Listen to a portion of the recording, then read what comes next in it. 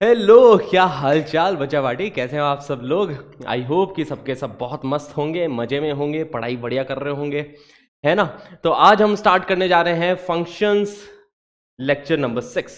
ठीक है, आज के सेशन में हम पर्टिकुलरली क्या बात करेंगे, ग्रेटेस्ट इंटीजर फंक्शन के बारे में। ग्रेटेस्ट इंटीजर फंक्शन, इसके ग्राफ और पास्ट ईयर में इस पे किस टाइप के क्वेश्चंस पूछे गए हैं वो देखेंगे। Greatest integer function and fractional part function में जो इक्वेशन वाले क्वेश्चंस होते हैं ना, कि इनके ऊपर इक्वेशन के क्वेश्चन बन जाते हैं, तो वो क्वेश्चन देख लेंगे अपन लोग। इसके बाद में डोमेन पे आ जाएंगे, क्योंकि ये बहुत इंपॉर्टेंट है ना। डोमेन पे अपन चर्चा करेंगे, डोमेन पे अलग अलग प्रकार के क्वेश्चंस हम लोग सॉल्व करने वाले हैं आज के सेशन में। तो बिल्कुल यार, इंटरेस्ट के साथ पढ़ना, मजे से पढ़ना, मतलब एकदम इंटरेस्ट लेके अपने को डेप्थ में पढ़ना है, क्योंकि ये सिर्फ आईआईटी क्लियर करने के लिए नहीं पढ़ रहे हैं, हम आगे के लिए भी पढ़ रहे हैं। क्योंकि जब आप कॉलेज में जाओगे तो कॉलेज में ये सारे फर्स्ट ईयर में सब कुछ यही सेम रिपीट होने वाला है। ठीक है, फिजिक्स केमिस्ट्री मैथ्स रिपीट होगा फर्स्ट ईयर। तो फर्स्ट ईयर बड़ा चिल जाता है कॉलेज के अंदर, मतलब मैं बताऊं ना, बहुत ही चिल होता है फर्स्ट ईयर। क्योंकि जितनी चीजें अपन पढ़ रखे होते हैं यहाँ पे, वही सारी चीजें रिपीट हो रही होती है, बस एक आध एक्स्ट्रा सब्जेक्ट आ जाते हैं। जैसे इंग्लिश का एक सब्जेक्ट आया था हमारे, और प्रोग्रामिंग का, सी प्रोग्रामिंग का सब्जेक्ट एक्स्ट्रा था। बाकी तो यार सब कुछ सेम टू सेम। मतलब ऐसा समझो कि जितनी मेहनत तुम अभी कर रहे हो ना, उतनी मेहनत आगे जाके नहीं करनी होगी। ऐसा नहीं कि अपने को आगे जाके भी सर, है ना, इतनी ही मेहनत करनी है। मतलब आगे जाओगे तो आगे लाइफ थोड़ी चिल है ना, इससे तो चिल ही है लाइफ आगे जाके। क्योंकि जैसे मैं बताऊं तो फर्स्ट ईयर के अंदर हम लोग कॉलेज में गए थे, तो अगले दिन से 15 जुलाई, मेरे को आज भी डेट याद है, 15 जुलाई से आईआईटी बीएचयू की क्लासेस स्टार्ट होने वाली थी। ठीक है, हम 11-12 जुलाई को पहुंच चुके थे। हॉस्टल सेटल हो गया, हॉस्टल के अंदर सामान वामान रख दिया। अब 13-14 जुलाई को हमने सोचा कि यार रजिस्टर लेके आ जाते हैं, क्योंकि 11th-12th जब अपन पढ़ते हैं ना, दुनिया भर के रजिस्टर भर जाते हैं, दुनिया भर के। मतलब मेरे पास मैथ्स के 5-6 रजिस्टर भर चुके थे, फिजिक्स के 4-5 रजिस्टर हमने भर लिए थे, है ना, केमिस्ट्री के भी इतने ही हो गए थे। तो 11th-12th के बहुत सारे, तीन सब्जेक्ट में इतने सारे रजिस्टर भर चुके थे मेरे पास। ठीक है, तो मेरे को लगा कि अब यहाँ पे तो 5-6 सब्जेक्ट है, 5 थे कि 6 थे, हाँ कुछ तो थे। ठीक है, 5 या 6 सब्जेक्ट थे शायद फर्स्ट ईयर में। तो उसके अंदर मतलब हमने सोचा कि यार रजिस्टर, मतलब 6 सब्जेक्ट है तो हर सब्जेक्ट में 2 रजिस्टर भरने वाले हैं, तो फर्स्ट ईयर के लिए 12 रजिस्टर तो लाना चाहिए। अब 15 जुलाई के बाद में टाइम मिले ना मिले, तो अभी से ही अपन सारे रजिस्टर खरीद लेते हैं। मैंने अपने रूममेट को बोला, मैं कहा भाई चले रजिस्टर लेके आते, कल से देखो मेहनत चालू, कल से पढ़ाई चालू, है ना। तो उसने भी बोला हाँ हाँ भाई चलते चलते। तो हम लोग निकल लिए। वहाँ पे लंका गेट करके है बनारस में, अगर कोई बनारस से हो यहाँ पे तो उनको पता होगा, वहाँ पे लंका गेट है, उधर से हम गए थे रजिस्टर लेने के लिए। अब क्या होता है, 11th-12th तक तो आप अपने पेरेंट्स को बोल देते हैं कि रजिस्टर लेके आ जाओ, वो लेके आ जाते हैं। पर पहली बार जब हम खुद खरीदने गए थे, तब पता चला कि यार 70 रुपए का एक रजिस्टर आता है। ठीक है, तो और पॉकेट मनी मिलती थी। अब वो पॉकेट मनी कहाँ यूटिलाइज करनी है हमें, है ना, वो पॉकेट मनी कहाँ यूटिलाइज करनी है वो खुद सोचना होगा यार। ठीक है, तो हम लोग गए रजिस्टर रजिस्टर लेने के लिए। मैंने बोला कि भाई पहले तो मूड बना के गए थे कि 12 रजिस्टर लेके आएंगे, है ना, 12 मेरे 12 उसके, 24 रजिस्टर अपन भर के लेके चलेंगे वापस हॉस्टल। ठीक है, कल से क्लासेस क्योंकि चालू है। फिर वहां पे पहुंचे, रजिस्टर का प्राइस देखा, तो हमने सोचा कि, है ना, मेरे दोस्त ने बोला कि भाई 6 ही ले लेके एक बार के लिए, आगे और ये भर जाएंगे तो आगे और रजिस्टर ले लेंगे, अभी के लिए अपन 6 रजिस्टर ले लेते, काम काफी है। मैंने कहा भाई 6 नहीं 3 ही ले लेते अभी के लिए। ठीक है, तो मतलब इस आइडिया को बहुत सपोर्ट किया गया कि हाँ हाँ भाई 3 रजिस्टर बहुत रहेंगे। तो हमने कहाँ 12-12 रजिस्टर लेके जाने वाले थे, हमने 3-3 रजिस्टर ले लिए कि हाँ चलो ये लेके चलेंगे, कल से 3 रजिस्टर में, है ना, आधा आधा भर देंगे। जैसे अगर एक सब्जेक्ट है तो आधा इस सब्जेक्ट का, आधा इस सब्जेक्ट का। और उस 3 रजिस्टर को हमने फिर फाइनली 4th ईयर के अंदर देखा था। फाइनल ईयर के अंदर जब हमने देखा था, वो तीनों रजिस्टर में से 2 रजिस्टर एकदम नए के नए पड़े थे। ठीक है, उस पर कुछ नहीं लिखा हुआ था, और एक रजिस्टर थोड़ा बहुत भरा हुआ था, उसके ऊपर भी हम वो गेम्स खेल खेल के हमने वो एक रजिस्टर भरा था, बाकी उस रजिस्टर पे भी कुछ खास भरा नहीं। तो समझो कितनी ज्यादा पढ़ाई होती है कॉलेज के अंदर, है ना। मतलब वहां पे पढ़ाई होती है, बट वो वाली पढ़ाई नहीं होती जैसे हम जितने डेप्थ में यहाँ पे पढ़ रहे हैं ना, जितनी सारी चीजें हम लोग यहाँ पे सीख रहे हैं। वहां पे कॉलेज में क्या रहता है कि कुछ बच्चे जाएंगे कॉलेज, क्लासेस अटेंड करेंगे, उनके नोट्स आएंगे, उनके नोट्स छाप लेते हैं अपन। फोटो कॉपी वहां पे बहुत होती है। ठीक है, फोटो कॉपी हमने बहुत कराई है उधर। तो उनके नोट्स की फोटो कॉपी करा ली, उनके नोट्स की फोटो कॉपी करा के फिर एग्जाम से एक दिन पहले नोट्स पूरे रट डाले, अगले दिन पहुंचे और बराबर नंबर आ गए। ठीक है, तो उनको बुरा भी लगता था कि अरे क्लासेस हम जा रहे हैं, मेहनत हम कर रहे हैं, नोट्स हम लिख रहे हैं, और तुम हमारे बराबर नंबर ला रहे हो। तो ऐसा मतलब अपने को क्या है ना, कॉलेज में सबके साथ बना के रखनी पड़ती है कि कोई बात नहीं, ठीक है। कुछ बच्चे होते थे जो क्लासेस जाते थे, कुछ बच्चे होते थे हमारे जैसे जो क्लासेस इतनी ज़्यादा नहीं जाते थे, ठीक है। तो ये चलता है कॉलेज में। बेसिकली अपन पढ़ने के अलावा और बहुत सारी चीज़ें सीखते हैं, है ना। एक पर्सनैलिटी डेवलपमेंट होता है कॉलेज में। अगर आप प्रोग्रामिंग में इंटरेस्टेड हो तो प्रोग्रामिंग, जितने भी मेरे जो अच्छे दोस्त हैं जिन्होंने प्रोग्रामिंग में अभी मचा रहे हैं, जो अभी गूगल में, माइक्रोसॉफ्ट में काम कर रहे हैं, उन्होंने वो जितनी भी प्रोग्रामिंग सीखी है वो क्लासेस से नहीं सीखी है, ठीक है। उन्होंने वो प्रोग्रामिंग खुद से सीखी है बैठ के, ठीक है। बहुत सारी वेबसाइट है जहाँ से बैठ के उन्होंने वो प्रोग्रामिंग सीखी है कॉलेज के टाइम पे।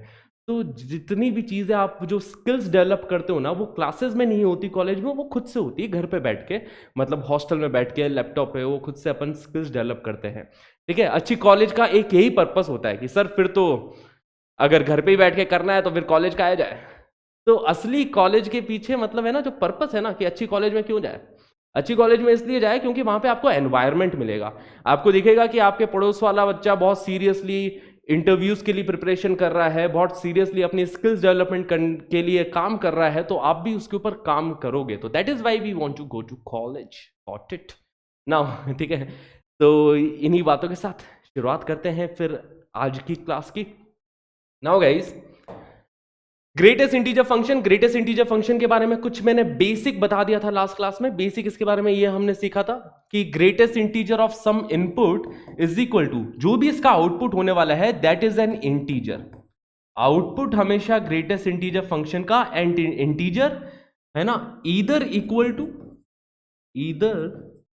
इक्वल टू और जस्ट लेस देन एक्स, है ना, और जस्ट लेस देन एक्स, ठीक है। तो output of greatest integer of x is a greatest integer, है ना। यहां पे एक वर्ड और यूज कर देता हूं मैं, ग्रेटेस्ट इंटीजर, कि सबसे बड़ा इंटीजर, है ना। जो भी इनपुट है, आउटपुट वो आने वाला है बड़े से बड़ा इंटीजर जो या तो इनपुट के ही इक्वल हो। अब इनपुट के इक्वल कब आउटपुट आएगा, जब इनपुट खुद अपने आप में एक इंटीजर होगा तो, ठीक है। जैसे ग्रेटेस्ट इंटीजर ऑफ 5 ही रहने वाला है ना। और ग्रेटेस्ट इंटीजर ऑफ -5 ही रहने वाला है। तो आउटपुट इनपुट के इक्वल तब आएगा जब इनपुट अपने आप में खुद एक इंटीजर हो तो, ओके। बट अगर इनपुट इंटीजर नहीं हुआ, ये सपोज 4.2 हो जाता है, तो जो आउटपुट आने वाला है that is the greatest integer, which is, देखो इसके इक्वल तो इंटीजर नहीं है, 4.2 is not an integer, output 4.2 तो नहीं आएगा। तो 4.2 से जस्ट छोटा इंटीजर सोच लो कौन सा आएगा। सो 4.2 से जस्ट छोटा इंटीजर 4 आ जाएगा। ऐसे ही आप बातें समझ सकते हो कि अगर ग्रेटेस्ट इंटीजर ऑफ 4.1 पूछा जाए तो भी वो 4 आ जाएगा, अगर ग्रेटेस्ट इंटीजर ऑफ 4.9 पूछा जाए तो भी वो 4 आ जाएगा, ठीक है।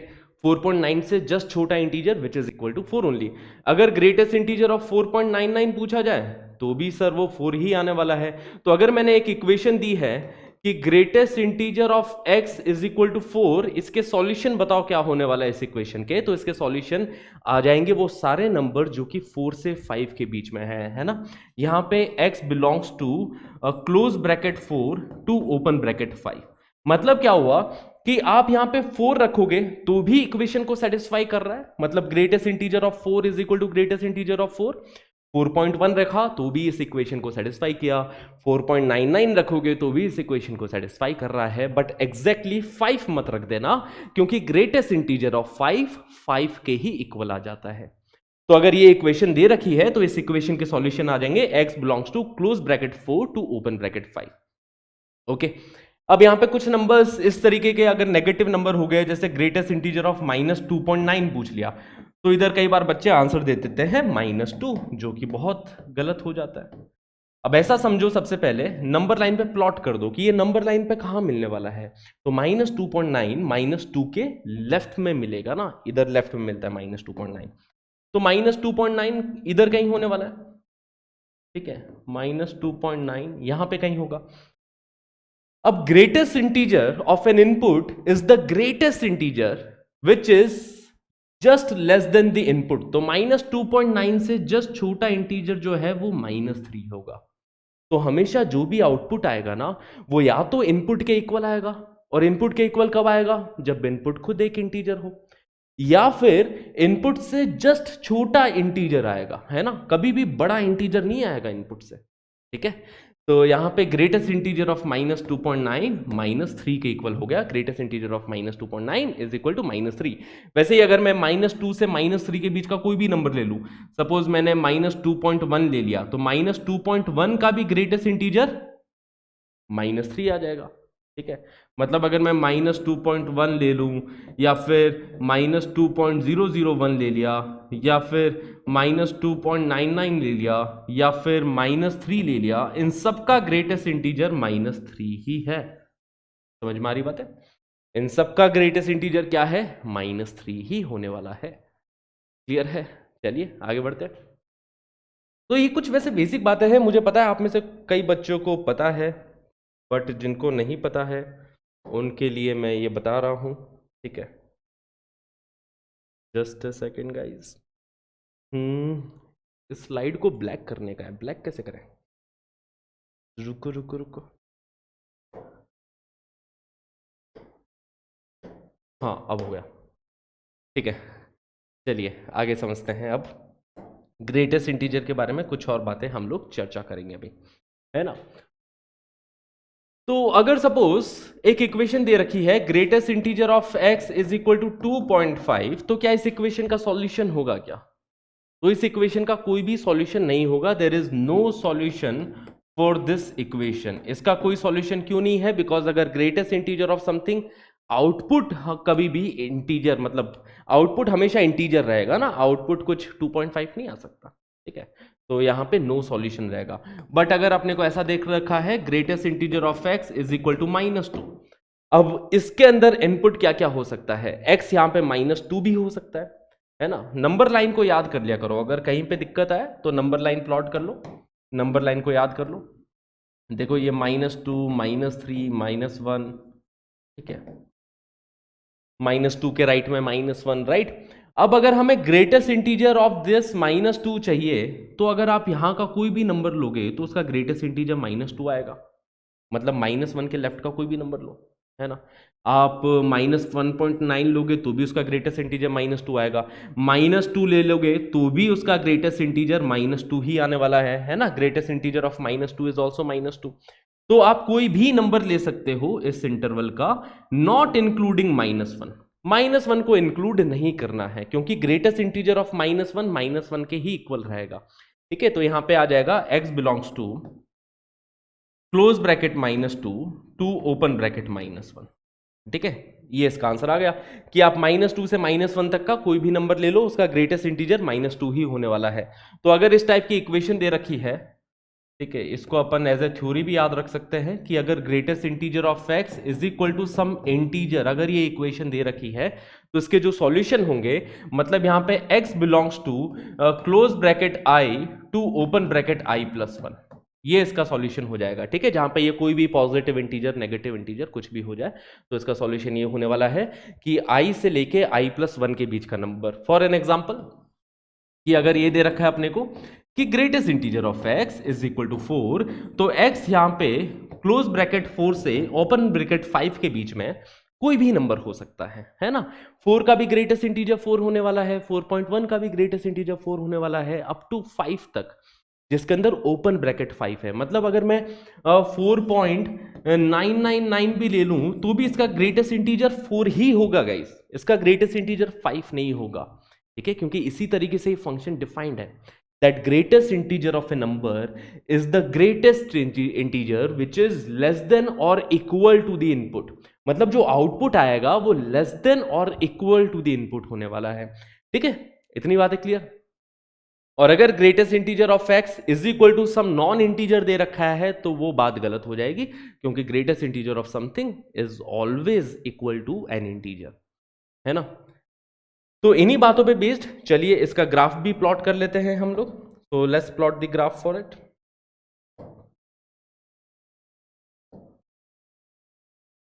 चलिए,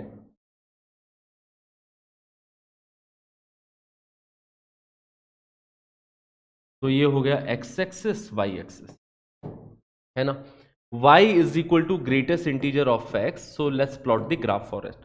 अब अगर मैं इनपुट ले रहा हूं 0 से 1 के बीच में, है ना, अगर x की वैल्यू 0 ले ली तो भी y की वैल्यू 0, x की वैल्यू 0.5 लूंगा तो भी y की वैल्यू 0, है ना, मतलब 1 तक आप कोई भी ले लो वैल्यू, y की वैल्यू 0 ही आने वाली है, नॉट इंक्लूडिंग 1, जिसके अंदर मैं 1 को इंक्लूड नहीं कर रहा हूं, क्योंकि एग्जैक्टली 1 पे y की वैल्यू भी 1 हो जाएगी।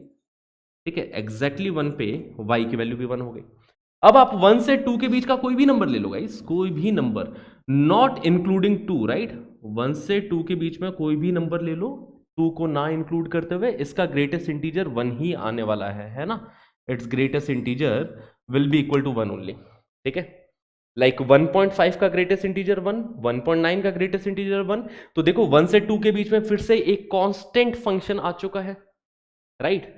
अब अपन अगर 2 से 3 के बीच का कोई भी नंबर लेंगे तो 2 पे देखो एग्जैक्ट वैल्यू 2 आ जाएगी, 2.1 पे भी एग्जैक्ट वैल्यू 2 है, अप टू 3 तक बट नॉट इंक्लूडिंग 3। फिर आगे देखो इसी पैटर्न को अपन आगे चलाते चले जाएंगे, तो ये जो फंक्शन बनता है गाइस एक स्टेप टाइप का फंक्शन बन रहा है, यही पैटर्न यहां पे भी फॉलो करता हुआ अपने को दिखाई देगा। ठीक है, ये हो गया -1, ये हो गया -2 एंड सो ऑन। ओके बच्चा लोग, तो इस तरीके का ग्राफ रहेगा ना, एक स्टेप फंक्शन है, बस ये वाला स्टेप ध्यान रखना 0 से 1, इसके बाद में आगे के स्टेप्स आप अपने आप बना दोगे, इससे पहले के स्टेप्स भी अपने आप बना दोगे। और ग्राफ को जब भी अपन देखें तो लॉजिकली देखें कि यार जो इनपुट पुट कर रहे हैं उसके हिसाब से आउटपुट क्या मिल रहा है। ठीक है, इसी चीज को ऐसे भी डिफाइन करते हैं अपन लोग कि y is equal to greatest integer of x, अगर x 0 से 1 के बीच में है, अगर x ग्रेटर देन और इक्वल टू 0 लेस देन 1 है तो y की वैल्यू भी 0 है, अगर x ग्रेटर देन और इक्वल टू 1 लेस देन 2 है तो y की वैल्यू 1 हो जाएगी। देखो y is equal to 0 line मिल रही है यहाँ पे y is equal to 1 line मिल रही है। अगर x ग्रेटर देन और इक्वल टू 2 लेस देन 3 हुआ तो यहाँ पे y is equal to 2 line मिलने वाली है। देखो जरा, greatest integer of a number which is between 2 to 3 is equal to 2, है ना। तो ये चीजें बस अपने को ध्यान रखनी है। This is the graph of y is equal to greatest integer of x। ठीक है, okay guys, now let's move ahead. तो इसके ऊपर कुछ प्रॉपर्टीज है, जैसे ग्रेटेस्ट इंटीजर ऑफ x और फिर से उसका ग्रेटेस्ट इंटीजर लेते जाए तो वो मतलब बार बार ग्रेटेस्ट इंटीजर लेने का कोई मतलब नहीं है, मतलब कंफ्यूज मत होना यहाँ पे कि अगर ऐसा दे रखा है ग्रेटेस्ट इंटीजर ऑफ 2.9, वो आप बता सकते हो कि ग्रेटेस्ट इंटीजर ऑफ 2.9 सर 2 होगा। बट अगर फिर से मैंने अगर इसका ग्रेटेस्ट इंटीजर ले लिया, ग्रेटेस्ट इंटीजर ऑफ 2.9, फिर इसका ग्रेटेस्ट इंटीजर ले लिया, फिर इसका ग्रेटेस्ट इंटीजर ले लिया, आंसर बदलेगा थोड़ी ना, क्योंकि पहले वाले बॉक्स ने, इसको बॉक्स फंक्शन के नाम से भी जाना जाता है ना, ग्रेटेस्ट इंटीजर फंक्शन को अपन बॉक्स फंक्शन के नाम से भी जानते हैं। तो पहले वाले बॉक्स ने ही आंसर 2 दे दिया, इसने आंसर 2 दे दिया। अब 2 का ग्रेटेस्ट इंटीजर 2 ही होने वाला है ना, greatest integer of 2 is equal to 2। Greatest integer of an integer, है ना, एक इंटीजर का ग्रेटेस्ट इंटीजर लूंगा तो वही इंटीजर मिलने वाला है अपने को। ठीक है, बहुत इंपॉर्टेंट प्रॉपर्टी, ध्यान रखना इसको।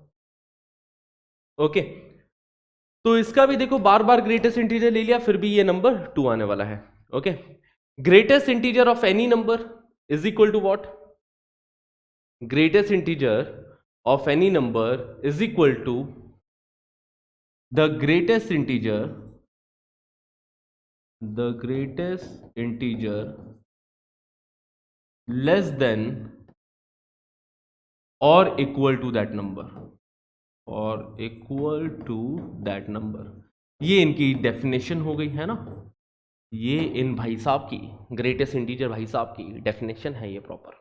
Okay, greatest integer of x plus minus integer, तो that is equal to greatest integer of x plus minus that integer. मतलब यहां पे अगर प्लस में कुछ इंटीजर लिख रखा है तो आप उसको बाहर निकाल सकते हो, और ये फ्रीडम, ये बाहर निकलने की फ्रीडम भैया, है ना, ये आजादी किसको मिली है, सिर्फ इंटीजर को। मतलब अगर कि greatest integer of x plus 2 दे रखा है जहां पे x एक इंटीजर नहीं है, ठीक है, या फिर हो भी सकता है, जो भी है, तो अगर greatest integer of x plus 2 दे रखा है तो अपन इसको लिखेंगे greatest integer of x plus 2।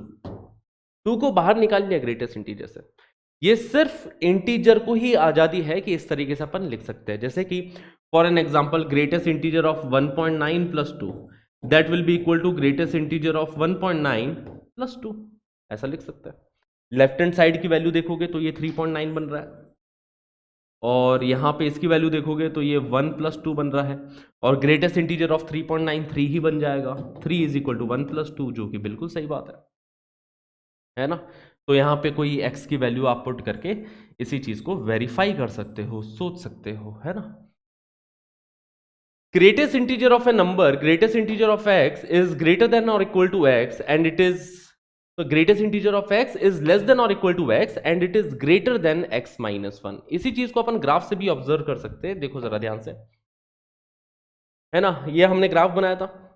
अब इस ग्राफ में अगर मैं कनेक्ट करता हूं इन सारे पॉइंट्स को, देखो ये हो गया 0,0, ये पॉइंट 1,1, ये पॉइंट 2,2, ये पॉइंट 3,3 एंड सो ऑन। इन सारे पॉइंट्स को अगर कनेक्ट किया तो कौन सी लाइन बन रही है? तो अपने पास जो लाइन बन रही है that is y = x line. देख पा रहे हो गाइस?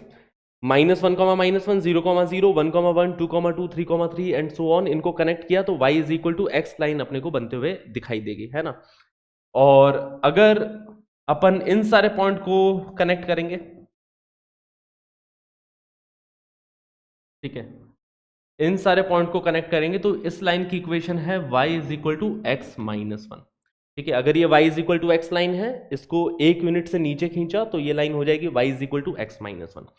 तो ग्रेटेस्ट इंटीजर किसी भी नंबर का, देखो अगर हम ग्रेटेस्ट इंटीजर ऑफ x ले रहे हैं तो वो x - 1 से तो बड़ा है और x से छोटा है ना। Greatest integer of a number is less than और equal to x, y = x के साथ तो इक्वालिटी भी है, एंड ग्रेटर देन, यहां पे देखो ओपन ब्रैकेट्स है तो ग्रेटर देन x - 1। तो greatest integer of any number is less than और equal to that number. Logically समझे इसको थोड़ा, ठीक है।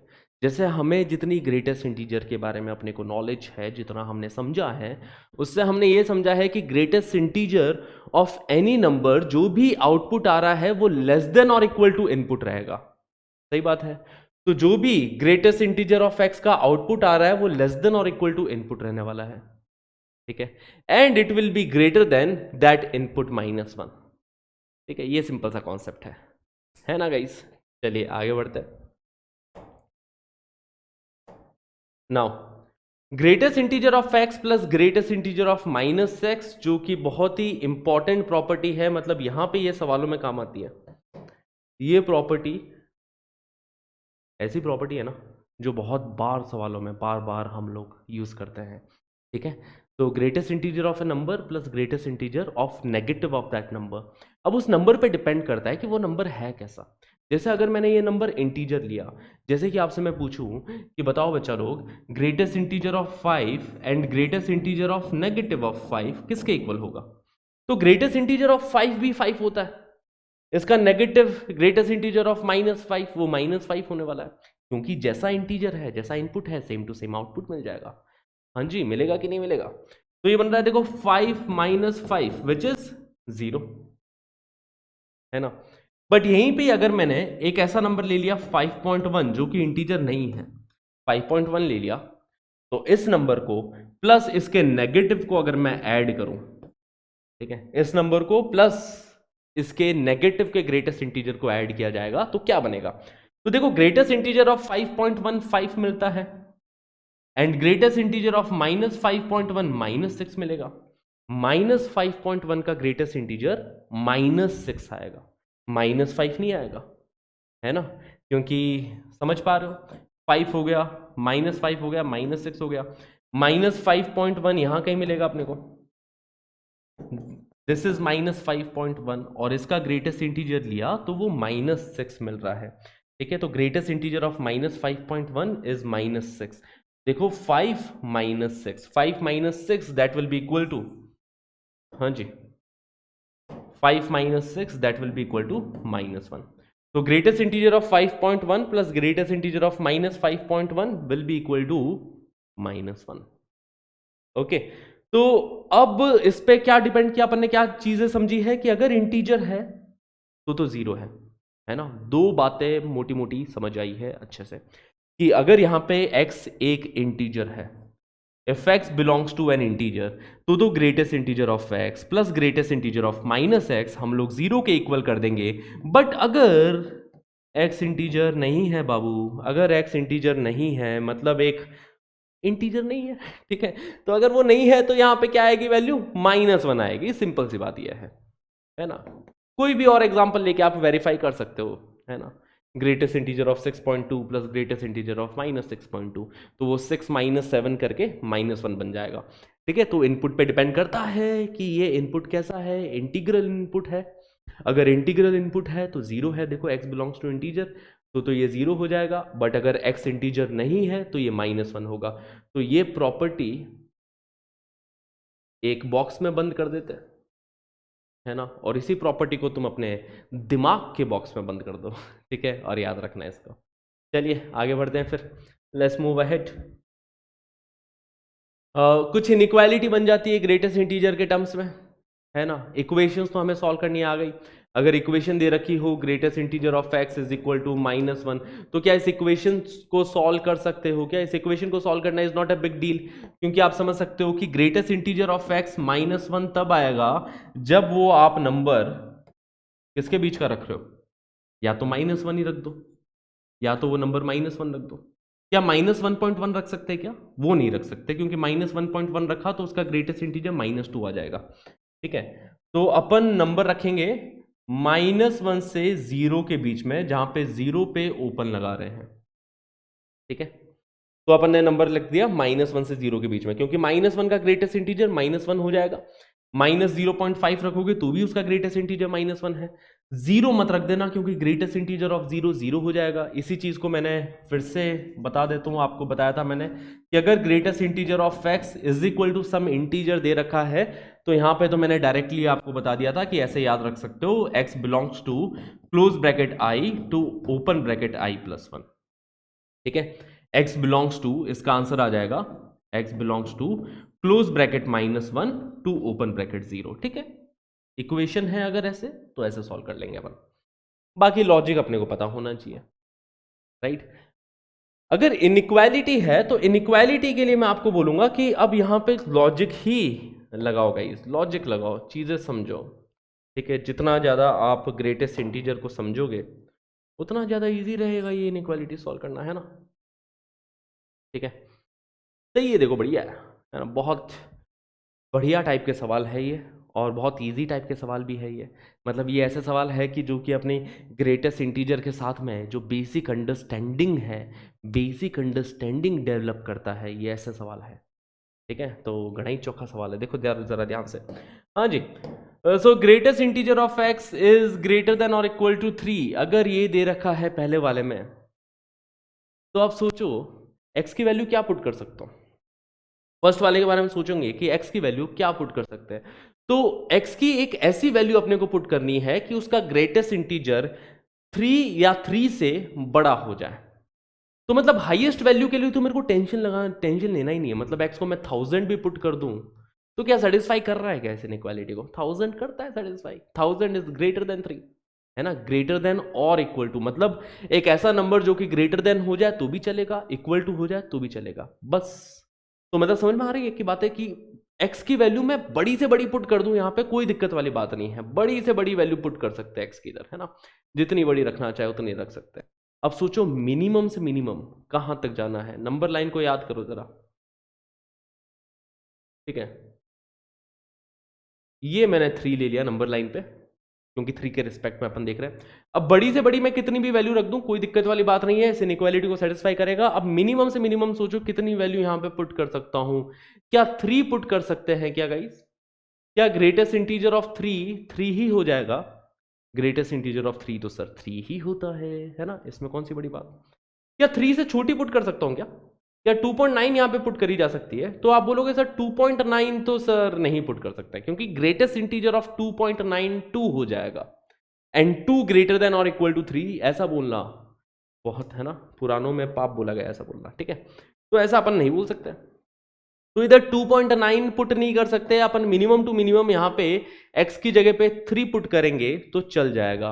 तो इसका जो सॉल्यूशन आएगा, है ना, सॉल्व द फॉलोइंग इनइक्वालिटी, मतलब मेरे को x की वैल्यू बतानी है कि x की कौन सी वैल्यूज इस इक्वेशन को, इस इनइक्वालिटी को सेटिस्फाई कर रही है। तो x ग्रेटर देन और इक्वल टू 3 की सारी वैल्यूज इस इनइक्वालिटी को सेटिस्फाई कर रही है। ओके, सो ये हमारा पहला पार्ट का आंसर हो गया। अब सेकंड पार्ट के बारे में सोचेंगे guys. Second part, greatest integer of x greater than 3। तो अब x की बड़ी से बड़ी वैल्यू इन्फिनिटी तक ले जाओ, इस इनइक्वालिटी को सेटिस्फाई करेगी। अब मैं मिनिमम वैल्यू सोचूंगा कि यहां पे छोटी से छोटी x की वैल्यू क्या पुट कर सकते हैं। हाँ जी, तो क्या x की वैल्यू 3 पुट कर सकते हैं? क्या x यहां पे 3 पुट कर दूं तो greatest integer of 3 greater than 3, क्या ये चीज सही है? क्या 3 ग्रेटर देन 3 बोलना सही है? तो अगर किसी को लग रहा है सही है तो ऐसा नहीं है गाइस, है ना। 3 ग्रेटर देन 3 नहीं होता है, 3 इक्वल टू 3 होता है। अगर इक्वालिटी होती तो चलता अपना काम। तो x की वैल्यू 3 नहीं पुट कर सकता, x यहां पे 3 नहीं पुट कर सकते, राइट। मतलब मैंने 3 तो यहां पे नहीं पुट कर सकता, ठीक है। तो और क्या नहीं पुट कर सकते? क्या 3.1 यहां पे रख सकते हैं क्या? 3.1 इधर फिर वो भी नहीं रख सकते, क्योंकि 3.1 का भी ग्रेटेस्ट इंटीजर 3 ही बन जाएगा। फिर तो बात बराबर हो गई ना, 3 पुट करो 3.1 पुट करो, ग्रेटेस्ट इंटीजर उन दोनों का सेम है, तो 3.1 नहीं पुट कर सकते, 3.2 नहीं पुट कर सकते। ये कहानी समझ में आ रही है कि यहां तक 4 से पहले वाला कोई भी नंबर नहीं पुट कर सकते, क्योंकि 4 से पहले वाले हर नंबर का ग्रेटेस्ट इंटीजर 3 ही कहलाएगा। 4 से जस्ट पहले अगर कोई भी नंबर लोगे तो उसका ग्रेटेस्ट इंटीजर 3 ही हो जाएगा, एंड 3 ग्रेटर देन 3 बन जाएगा, जो कि सरासर बात गलत हो जाएगी गाइस। हाँ जी, सोचेंगे जरा ध्यान से, रख के देखेंगे वैल्यूज यहाँ पे कि x की जगह 3 नहीं पुट कर सकते, 3.1 नहीं कर सकते, 3.2 नहीं कर सकते, 3.99 नहीं कर सकते। समझ में आ रही बात है? क्योंकि greatest integer of 3.99 greater than 3 बोलना ये भी बात गलत हो जाएगी, क्योंकि 3.99 का ग्रेटेस्ट इंटीजर 3 हो जाएगा, 3 ग्रेटर देन 3 बोलना सरासर गलत है। तो मिनिमम वैल्यू x की क्या समझ में आई, क्या पुट कर सकते हैं? मिनिमम टू मिनिमम x की अपन वैल्यू 4 पुट कर सकते हैं। 4 कर दो, कोई दिक्कत वाली बात नहीं। फिर 4 के आगे के जितने भी नंबर करना है कर दो, कोई दिक्कत वाली बात नहीं है, ठीक है। तो यहां पे x आ जाएगा ग्रेटर देन और equal to 4। That is the solution for this inequality. x को ग्रेटर देन और इक्वल टू 4 की वैल्यू अपन पुट कर सकते हैं ना, 5 कर दो, 6 कर दो, 1000 कर दो, 10,000 कर दो, x की जगह इनइक्वालिटी को सेटिस्फाई कर रहा है। अब देखो यहां पे greatest integer of x less than और इक्वल टू समथिंग, तो अब यहां पे सोचो x को लेफ्ट में तो कितना भी ले जा सकते हैं, मतलब माइनस इंफिनिटी तक की वैल्यू यहां पे पुट करूंगा ना तो चलेगा, है ना। -10 करोड़ कर दूंगा चलेगा, -10 करोड़ का जो भी ग्रेटेस्ट इंटीजर आएगा वो -10 करोड़ के आसपास ही आएगा, वो लेस देन और लेस देन 3 है ही, तो वो सारी वैल्यूज यहां पे चलेगी। तो अब इधर अपन सोचेंगे कि मैक्सिमम मैक्सिमम कितना ले जाया जा सकता है, ठीक है। मतलब यहाँ पे बड़ी से बड़ी x की क्या मैं वैल्यू पुट कर सकता हूँ? क्या x की जगह 3 पुट कर दूं चलेगा? हाँ जी, ठीक है, x की जगह 3 पुट कर दिया जाए चल जाएगा, कोई दिक्कत वाली बात नहीं है। 3 के आगे की अगर कोई वैल्यू पुट करो x की जगह, 3.1 पुट कर दिया तो वो चलेगा क्या? वो भी चलेगा, क्योंकि ग्रेटेस्ट इंटीजर ऑफ 3.1 3 ही बन जाता है ना। 3.9 पुट कर दूं तो चलेगा क्या? खुद सोचो ना यार, 3.9 का ग्रेटेस्ट इंटीजर लेस देन और इक्वल टू 3 बोलना क्या सही बात है? 3.9 का ग्रेटेस्ट इंटीजर लेस देन और इक्वल टू 3 बोलना क्या सही बात है? क्योंकि ग्रेटेस्ट इंटीजर ऑफ 3.9 3 हो जाएगा, इसकी वैल्यू 3 होगी, 3 लेस देन और इक्वल टू 3, कोई बुराई नहीं है इसमें। 3 लेस देन और इक्वल टू 3 बोलने में कोई भी बुराई नहीं है। तो 3.9 पुट कर सकते हो, 3.99 तक जा सकते हो, बट एग्जैक्टली 4 मत पुट कर देना, क्योंकि अगर आपने यहाँ पे 4 पुट कर दिया तो ग्रेटेस्ट इंटीजर ऑफ 4 4 हो जाएगा, 4 लेस देन और इक्वल टू 3 बोलना गलत बात हो जाएगी। तो मैं जैसा कि बता रहा हूं कि लॉजिकली अपने को सॉल्व करना पड़ेगा इस टाइप के क्वेश्चंस को। अगर इनइक्वालिटी दे रखी है तो थोड़ा अपने को लॉजिकल अप्रोच यहां पे रखनी पड़ेगी। मतलब 4 पे ओपन ब्रैकेट रहेगा और 4 से पहले वाले सारे नंबर्स यहां पे पुट कर सकते हो, तो इसका आंसर आ गया x लेस देन 4, ठीक है। x की वैल्यू 4 नहीं पुट कर सकता, बट 4 से पहले सब चल जाएगा, कोई दिक्कत वाली बात नहीं है इसमें, right. Now greatest integer of x less than 3। अब फिर से सोचो, क्या यहां पे 3 पुट कर सकता हूं मैं? x की जगह पे 3 चलेगा क्या? x की जगह 3 नहीं चलेगा, है ना। 3 को तो नहीं रख सकते, क्योंकि 3 लेस देन 3 बोलना गलत बात है। 3 को नहीं कर सकते तो 3 के राइट में जाने का कोई मतलब ही नहीं है, मतलब 3 के लेफ्ट में चलेंगे अपन, है ना। x की value less than 3, that will be our answer for this question, x less than 3, है ना। 2.99 कर दो चलेगा। देखो 2.99 मतलब greatest integer of 2.99 less than 3 बोलना, इसमें कोई बुराई नहीं है, क्योंकि ग्रेटेस्ट इंटीजर ऑफ 2.99 2 हो जाएगा। 2 लेस देन 3 बोलना, इसमें कोई बुराई नहीं है। तो इसलिए बस 3 नहीं रख सकते, 3 के लेफ्ट में चले जाओ, माइनस इन्फिनिटी तक कितना भी चले जाओ। तो अब इन चारों सवालों में एक बार आप खुद लॉजिकली सोचना, ठीक है। चलिए आगे बढ़ते हैं फिर। अच्छा गाइज, दो इंपॉर्टेंट सीरीज आती है ग्रेटेस्ट इंटीजर के टर्म्स में। पहली सीरीज देखेंगे greatest integer of x by n plus greatest integer of x plus 1 whole divided by n. यहां पे देखो x plus 2 whole divided by n and यहां पे x plus n minus 1 whole divided by n. पहली series को ध्यान से घूर के देखो।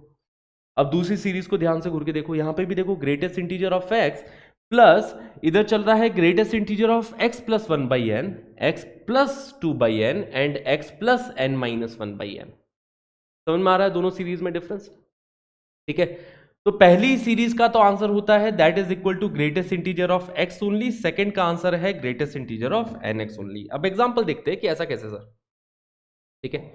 एग्जांपल से समझते हैं, जहां पे x कोई भी नंबर हो सकता है ना, जहां पे x is any real number और जो n है n is a natural number. x यहां पे कोई भी रियल नंबर ले लूं, n यहां पे नेचुरल नंबर लेना है। तो चलिए कोई रियल नंबर सोच लेते हैं, कोई भी रियल नंबर सोच लो, जैसे 2.5 सोच लिया माना, ठीक है। तो अगर मैं पहली वाली सीरीज पे एग्जांपल बताऊं तो ऐसा अपन एग्जांपल बनाते हैं, खुद सोचेंगे इधर कि सपोज मैंने 2.5 ले लिया x को और n को लेट्स से मैंने 10 ले लिया, है ना। कोई नेचुरल नंबर सोचना है तो एक सिंपल सा नेचुरल नंबर सोच लेते हैं 10, ठीक है। तो 2.5 बाई 10 है ना, greatest integer of x by n plus greatest integer of x plus 1, मतलब 2.5 plus 1 by 10 plus greatest integer of 2.5 plus 2 by 10 and so on. ये सिलसिला कहां तक चलना चाहिए, इस फॉर्मूले के हिसाब से x plus n minus 1, n को मैंने 10 लिया है तो n माइनस 1 9 हो जाएगा।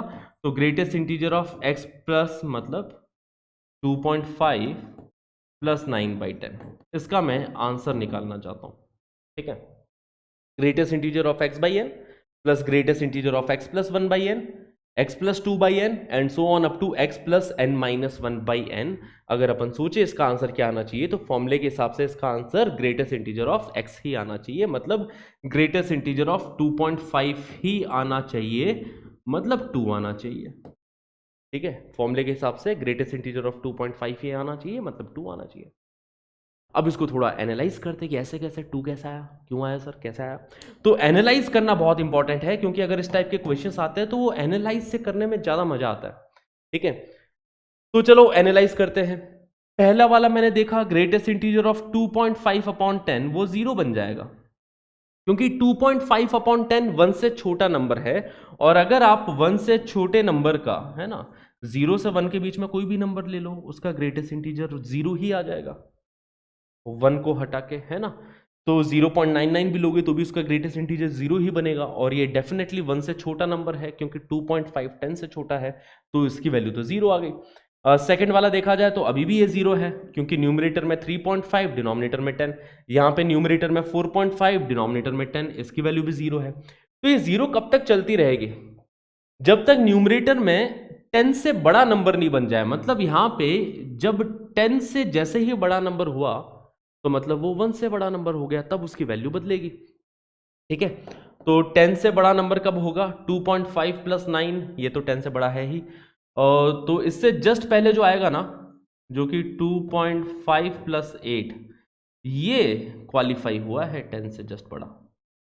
2.5 प्लस 8 डिवाइडेड बाई 10, इसने जस्ट एग्जाम पास किया है, देखो, मतलब ये जस्ट 1 से बड़ा हुआ है। 2.5 प्लस 8 10.5 हो गया, एंड 10.5 अपॉन 10 जस्ट 1 से बड़ा हुआ है। इससे पहला वाला 0 होगा ना, मतलब greatest integer of 2.5 plus 7 whole divided by 10, ये तो 0 आएगा। समझ में आ रही बात है, क्योंकि न्यूमरेटर में 9.5 बन रहा है, एंड 9.5 को 10 से डिवाइड करोगे तो अब ये 1 से छोटा नंबर है, 1 से छोटे नंबर का ग्रेटेस्ट इंटीजर 0 हो जाएगा, राइट गाइस। तो ठीक है, इससे जस्ट पहले वाले सारे नंबर 0 है, इससे जस्ट पहले वाले सारे नंबर 0 आ रहे हैं, इसकी वैल्यू 1 आ जाएगी, राइट, क्योंकि ये 10.5 अपॉन 10 का ग्रेटेस्ट इंटीजर, मतलब ये 1 से जस्ट बड़ा नंबर है, 1 पॉइंट समथिंग का ग्रेटेस्ट इंटीजर 1 बन जाएगा, तो इसकी वैल्यू तो 1 आ गई और इसकी वैल्यू भी 1 आ गई। तो यस, फॉर्मूला एकदम बरोबर काम कर रहा है, 1 + 1 आंसर 2 आ गया। बट ये फॉर्मूला ध्यान रखना कहां पे अप्लाई कर रहे हैं, जब यहां पे x/n से स्टार्ट होके x + n-1 अपॉन n तक का समेशन है, तब जाके ये फॉर्मूला काम कर गया। तो ये मैंने दिया है एग्जाम्पल पहले वाले का। अब दूसरे वाले के ऊपर भी अगर अपन एग्जाम्पल सोचें कि सर ऐसा सा एक एग्जाम्पल दूसरे वाले पे भी सोचा जाए, फिर मैं आपको एक पास्ट ईयर का क्वेश्चन भी दिखा दूंगा, ठीक है। फिर एक पास्ट ईयर का क्वेश्चन के ऊपर भी हम लोग देखेंगे कि कैसे पास्ट ईयर में क्वेश्चन पूछे गए हैं इसके ऊपर। बट पहले फॉर्मूला की फील ले लेते हैं, और जब भी आपको किसी फॉर्मूला की फील लेनी होती है ना, तो ऐसे उसके ऊपर एग्जाम्पल सोचना स्टार्ट कर दो कि अगर ऐसा हुआ तो, ठीक है। तो यही बेस्ट तरीका है फॉर्मूला की फील लेने का। जैसे यहाँ पे भी चलो मैंने x को 2.5 ले लिया और n को 10 ले रहा हूं, तो ऐसी सीरीज बन गई 2.5 + 2.5 + 1/10 प्लस 2.5 + 2/10 प्लस 2.5 + 3/10, है ना। ऐसा ही चल रहा है, देखो, greatest integer of 2.5 plus greatest integer of 2.5 + 1/10, 2.5 + 2/10 and so on. ये सिलसिला चल रहा है कहां तक गाइस, ये सिलसिला चल रहा है 2.5 + 9/10 तक, ठीक है, 2.5 + 9/10। ध्यान रखना यहां पे कि x को रियल नंबर कोई भी ले सकते हैं, है ना, और n जो लेना है वो नेचुरल नंबर ही लेना है, तभी ये फॉर्मूला काम करेगा। तो यहां पे ये फॉर्मूला लग जाएगा साफ साफ, मतलब आंसर आना चाहिए अपने पास greatest integer of nx। n मैंने क्या लिया है 10, x क्या लिया है 2.5, तो 10 × 2.5 है ना, greatest integer of 10 × 2.5 which is greatest integer of 25 which is 25 only. तो ये हमारा आंसर होना चाहिए इस सीरीज का। अब इसी चीज को एनालाइज करते हैं कि कैसे, क्यों आया ये आंसर, ठीक है। तो समझते हैं गाइस, सबसे पहले पहली टर्म देखोगे ग्रेटेस्ट इंटीजर ऑफ 2.5, क्या ये पता है, हाँ सर पता है, पता है क्या होता है 2 होता है, ग्रेटेस्ट इंटीजर ऑफ 2.5 = 2 ओनली। ये देखो 2.5 + 0.1 बन गया, तो ये ग्रेटेस्ट इंटीजर ऑफ 2.6 हो गया, ये भी 2 होने वाला है। ये ग्रेटेस्ट इंटीजर ऑफ 2.7 हो गया, 2.7 का भी ग्रेटेस्ट इंटीजर 2 है। तो ग्रेटेस्ट इंटीजर 2 ही आया जा रहा है, और ये कब तक आता चला जाएगा, जब तक अंदर 3 ना बन जाए, है ना। अभी तो देखो ये 3 से छोटे नंबर से, ये भी 3 से छोटा है, अगली वाली टर्म भी 3 से छोटी है, अगली वाली टर्म भी 3 से छोटी है। तो एक टर्म ऐसी आएगी जो 3 अगर बन गई, 3 या 3 से बड़ा नंबर है, तो उसका ग्रेटेस्ट इंटीजर 3 बन जाएगा। और वो 3 कब बनेगी, जब 2.5 में आप 0.5 ऐड कर दोगे, तब जाके 3 बनेगा। तो 0.5 मतलब हो गया 5/10, है ना। तो देखो बीच में मैंने ऐसी टर्म ढूंढी कि यार बीच में 5/10 तो आएगा, है ना, क्योंकि जैसा सिलसिला चल रहा है बीच में 5/10 भी आने वाला है। और ये जो होगा 2.5 + 5/10, ये एग्जैक्टली 3 बन जाएगा। और इससे पहले वाले, मतलब 4/10 तक का सिलसिला, मतलब 2.5 + 4/10 तक का सिलसिला, ये तो 0 ही हो रहा है, और 2.5 + 5/10 ये 3 बन जाएगा गाइस, है ना, इसकी वैल्यू तो 3 आ जाएगी। और 2.5 + 4/10 ये 2 ही बन रहा है, राइट, क्योंकि अभी ये 3 से जस्ट छोटा है, 3 से जस्ट छोटे नंबर का ग्रेटेस्ट इंटीजर 2 आ जाएगा। तो पहली term 2, second 2, third 2, fourth 2, fifth 2, तो 2 कितनी बार आ गया, देखो 2 अपन कितनी बार ऐड कर रहे हैं, पहले तो ये देखा कि यहां तक 2 हमने कितनी बार ऐड कर दिया। फिर देखो आगे 3 3 3 आ रहा है, 2.5 + 9/10, इसका भी ग्रेटेस्ट इंटीजर क्या 3 होने वाला है क्या, क्योंकि 2.5 + 0.9, 2.5 + 0.9 हो गया 3 point something, and 3 point something का ग्रेटेस्ट इंटीजर हो जाएगा 3। तो इसके आगे जितनी भी टर्म्स है उन सबकी वैल्यू 3 आ रही है, राइट।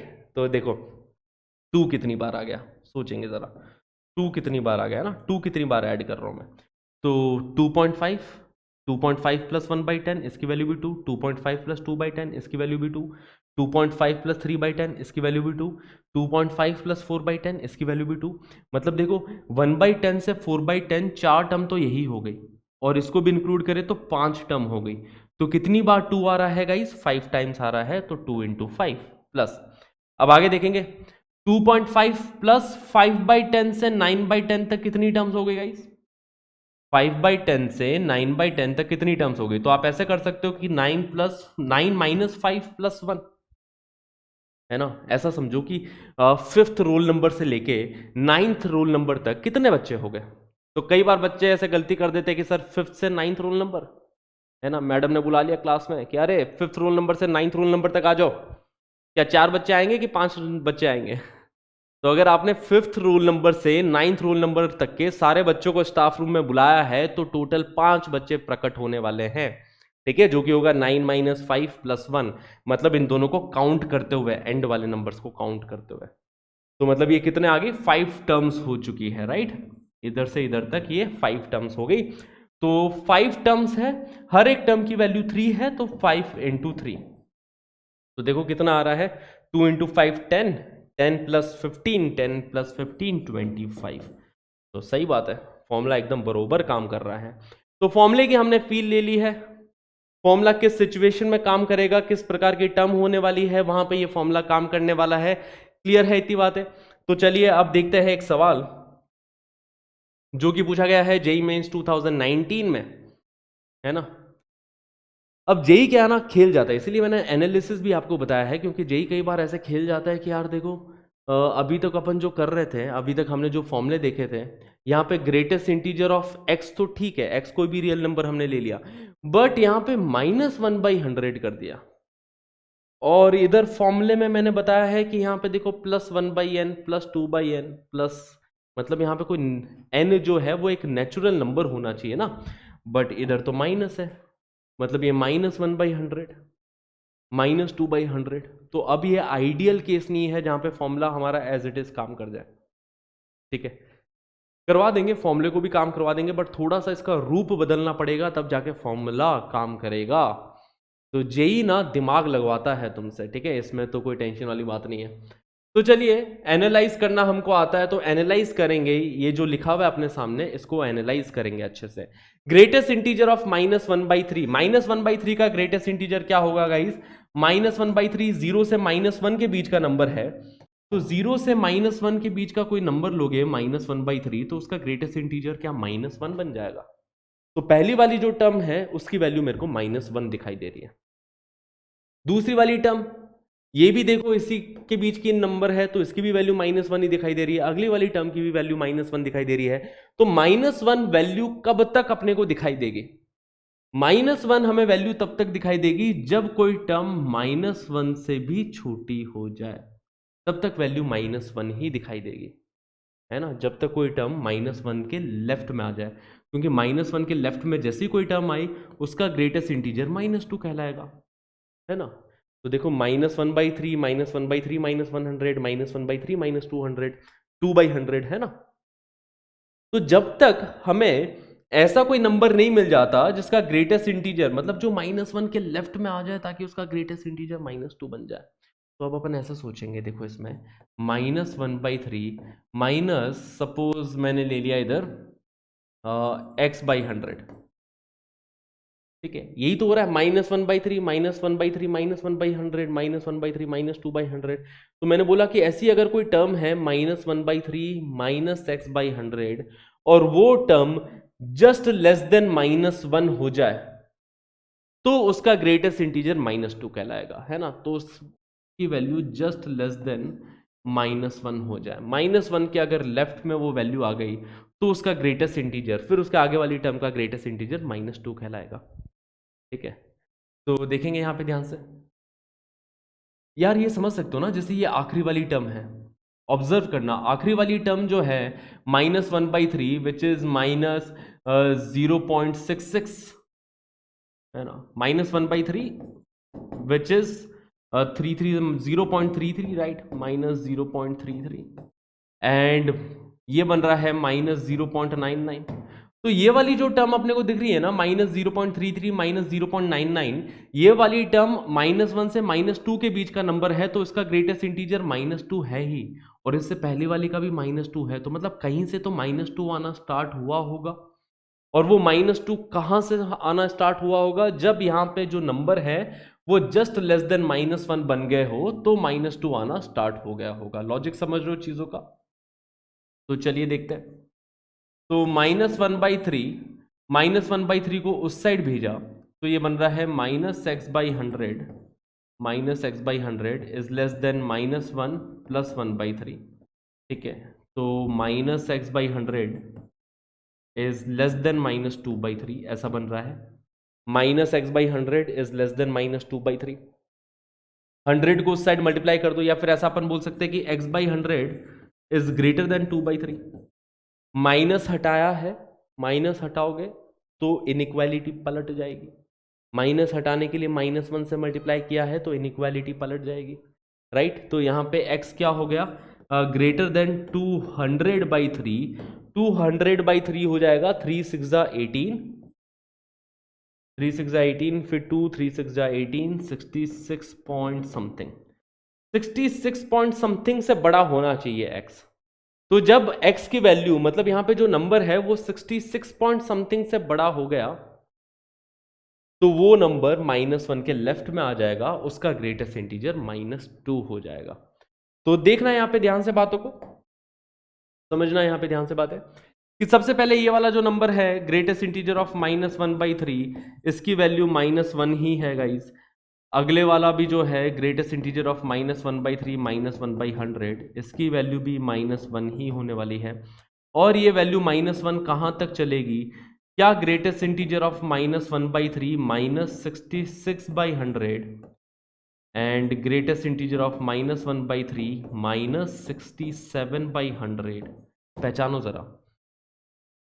ये जो वैल्यू है अभी भी ये -1 के राइट की वैल्यू है ना, -66/100। अपने को समझ में आया ना कि जब x को 66 से बड़ा हो जाए, मतलब ये हो जाएगा, ठीक है, 67/100, तो ये -1 के लेफ्ट की वैल्यू आ जाएगी। -1 के लेफ्ट की वैल्यू मतलब इसकी वैल्यू तो -2 हो जाएगी। इसके ग्रेटेस्ट इंटीजर की वैल्यू -2 हो गई, बट इससे जस्ट पहले इसके ग्रेटेस्ट इंटीजर की वैल्यू क्या -1 ही है, राइट। इसके ग्रेटेस्ट इंटीजर की वैल्यू -1 ही है, और कैलकुलेट करके भी देख सकते हैं कि -1/3 मतलब 0.33 हो गया। 0.33 0.66 ऐड हो रहे हैं, तो अभी ये -1 के राइट की ही वैल्यू है, मतलब इसका ग्रेटेस्ट इंटीजर -1 ही बन रहा है अभी तक। बट ये देखा जाए तो ये -1 के लेफ्ट की वैल्यू हो गई, मतलब इसका ग्रेटेस्ट इंटीजर -2 हो जाएगा। तो अब इसके आगे वाली टर्म -2 दे रही है एंड तक, देखो इसकी वैल्यू भी -2 ही बनेगा, क्योंकि ये भी देखा जाए तो मैंने पहले ही बता दिया था कि -0.33 -0.99 मतलब ये -1 पॉइंट समथिंग होगा, और इसका ग्रेटेस्ट इंटीजर -2 ही रहेगा। तो आगे यह सिलसिला मतलब -1/3 -99/100 तक इसके ग्रेटेस्ट इंटीजर की वैल्यू -2 ही आने वाली है। तो -1 अपने को कितनी बार मिला है? -1 कहां से चालू हुआ है? देखो, -1/100 -2/100 अप टू -67/100। 67 टर्म तो यही हो गई है, ठीक है, नहीं 66/100 तक, ठीक है। तो 66 टर्म ये हो गई है, और इसको भी इंक्लूड करें तो ये टोटल 67 टर्म्स हो गई, राइट। 67 टर्म्स है ये टोटल, -1/100 से -66/100 तक 66 टर्म तो यही हो गई है, इसको भी इंक्लूड किया तो 67 टर्म हो गई, और हर एक टर्म की वैल्यू -1 है, तो 67 इंटू -1, इतनी बार तो -1 काउंट कर लिया, इसका सम तो ये आ जाएगा, ठीक है। इसके आगे देखो, 67 से 99 तक, 67 से 99 रोल नंबर को अगर स्टाफ ऑफिस में बुलाया जाए तो कितने बच्चे आ जाएंगे? तो वो इतने बच्चे आ जाएंगे, देखो 99 -67 + 1, इतने बच्चे होंगे 99 से 67 तक। और ये सारी की सारी टर्म है, हर टर्म की वैल्यू -2 है गाइस, है ना, हर टर्म की वैल्यू -2 है। तो ये देखो कितना आ जाएगा, 99 -66 बन गया, तो ये 33 इंटू -2 मतलब -66, तो -67 -66, ठीक है, 133 -133, that will be our final answer for this question, -133। ये हमारा आंसर हो गया फाइनली इस क्वेश्चन का, -133। तो एनालाइज किया है हमने, ठीक है, कि यहां से यहां तक ये जो सीरीज चल रही है, कहां तक वैल्यू -1 आ रही है, कहां से -2 स्टार्ट हुई है। पहली वाली टर्म को देखा तो इसका ग्रेटेस्ट इंटीजर -1, इसका भी ग्रेटेस्ट इंटीजर -1, या आखिरी टर्म को देखा तो ये -1 पॉइंट समथिंग है, मतलब ये -1 के लेफ्ट का नंबर है, तो इसका ग्रेटेस्ट इंटीजर -2 आ गया। तो मैंने ये सोचा कि कहां से -2 आना स्टार्ट हुआ है, तो -2 ग्रेटेस्ट इंटीजर तब आएगा जब -1/3 -x/100 जस्ट -1 के लेफ्ट में आ जाए।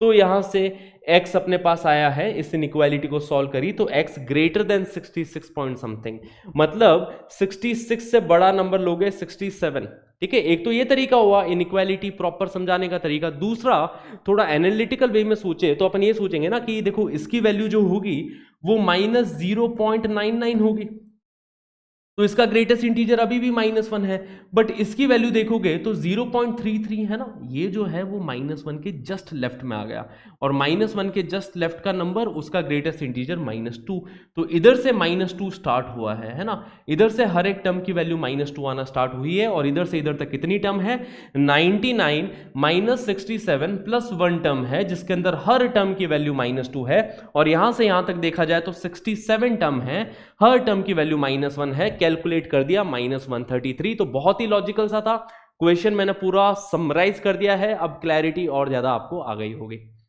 ठीक है। तो ये बेस्ट वे रहता है वैसे तो एनालिटिकल वे, बट अगर आपके दिमाग में आया कि सर अब फॉर्मूला कैसे अप्लाई करें, क्या आप फॉर्मूला अप्लाई नहीं कर सकते क्या, हम लोग कर सकते हो, बट उसको उस फॉर्मेट में बदलना पड़ेगा, इसको थोड़ा बदलना पड़ेगा उस फॉर्मेट में, ठीक है। अब उस फॉर्मेट में कैसे बदला जाए, तो फॉर्मूला कैसे अप्लाई करना है वो भी हम लोग देख लेते हैं क्लियरली, ठीक है गाइस। फॉर्मूला अप्लाई करने के लिए हम लोग क्या करने वाले हैं कि अपने को पता है कि greatest integer of x plus greatest integer of -x is equal to -1 आ जाएगा अगर x इंटीजर नहीं है तो। Greatest integer of x plus greatest integer of -x -1 के इक्वल आ जाता है if x is not an integer. तो यहां पे greatest integer of something negative लिखा हुआ है, तो मैं ऐसा बोल सकता हूं ना, यहां से ध्यान से देखना जरा कि ग्रेटेस्ट इंटीजर ऑफ -x को क्या -1 minus greatest integer of x लिखा जा सकता है। इस वाली टर्म को राइट में पहुंचा दिया, तो -1 minus greatest integer of x ऐसा लिख सकते हैं अपन। जी हाँ सर, ऐसा लिख सकते हैं। ग्रेटेस्ट इंटीजर ऑफ -x को -1 minus greatest integer of x लिख सकते हैं। तो मतलब ग्रेटेस्ट इंटीजर ऑफ -1/3 को अपन ऐसा लिख देंगे कि -1 minus greatest integer of 1/3। Greatest integer of -1/3 को -1 माइनस ग्रेटेस्ट इंटीजर ऑफ 1/3 लिख देंगे, ठीक है सर, लिख दिया इसको। प्लस अगली टर्म देखो, greatest integer of this thing, इसको अपन लिख सकते हैं -1 minus greatest integer of 1/3 plus 1/100। समझो जरा ध्यान से, देखो ये greatest integer of this thing can be written as -1 minus greatest integer of this thing minus greatest integer of 1/3 plus 100, because इसमें से नेगेटिव कॉमन लोगे तो ये ऐसी तो चीज लिखी हुई है, नेगेटिव ऑफ 1/3 प्लस 1/100, ठीक है। And greatest integer of negative of that thing will be equal to -1 minus greatest integer of 1/3 plus 1/100 and so on, ये सिलसिला चलता रहा, ठीक है। नेक्स्ट वाली टर्म को भी ऐसा ही लिखेंगे कि -1 minus greatest integer of 1/3 plus 200 and so on, ठीक है। समझ में ये बात है। इसको भी आखिरी टर्म को भी ऐसे ही लिखने वाला है, ग्रेटेस्ट इंटीजर, इसको लिख देंगे -1 minus greatest integer of 1/3 plus 99/100, ठीक है। देखो जरा समझो बातों को कि हमें पता है ग्रेटेस्ट इंटीजर ऑफ -x को -1 minus greatest integer of x लिख सकते हैं अगर x इंटीजर नहीं है तो, ठीक है। अगर x इंटीजर नहीं है तो मतलब वहीं पे greatest integer of suppose -1/3 minus 99/100 लिखा हुआ है, सपोज ये चीज लिखी हुई है, तो इसके ग्रेटेस्ट इंटीजर को कैसे लिखूंगा, है ना, greatest integer of minus x is equal to -1 minus greatest integer of x. ये फंडा अपन यूज कर रहे हैं। ये स्टेटमेंट समझ में आया? तो वो सारा स्टेटमेंट अपने को क्रिस्टल क्लियर हो चुका होगा कि ये चीज कैसे लिखी गई है। ठीक है, अब देखो -1 -1 ऐड करे जा रहे हैं, तो -1 कितनी बार ऐड हो चुका है, देखो कितनी टर्म्स है यहाँ पे, टर्म्स है अपने पास यहां से लेके यहां तक 100 टर्म्स है, दिख रहा है ना, इधर से लेके इधर तक 100 टर्म्स है। देखो 1 से 99 तक 99 हो गई, इधर से चालू करें तो 100 टर्म्स हो गई। तो -1 हम लोग ऐड कर रहे हैं 100 टाइम्स, तो -100 आ जाएगा।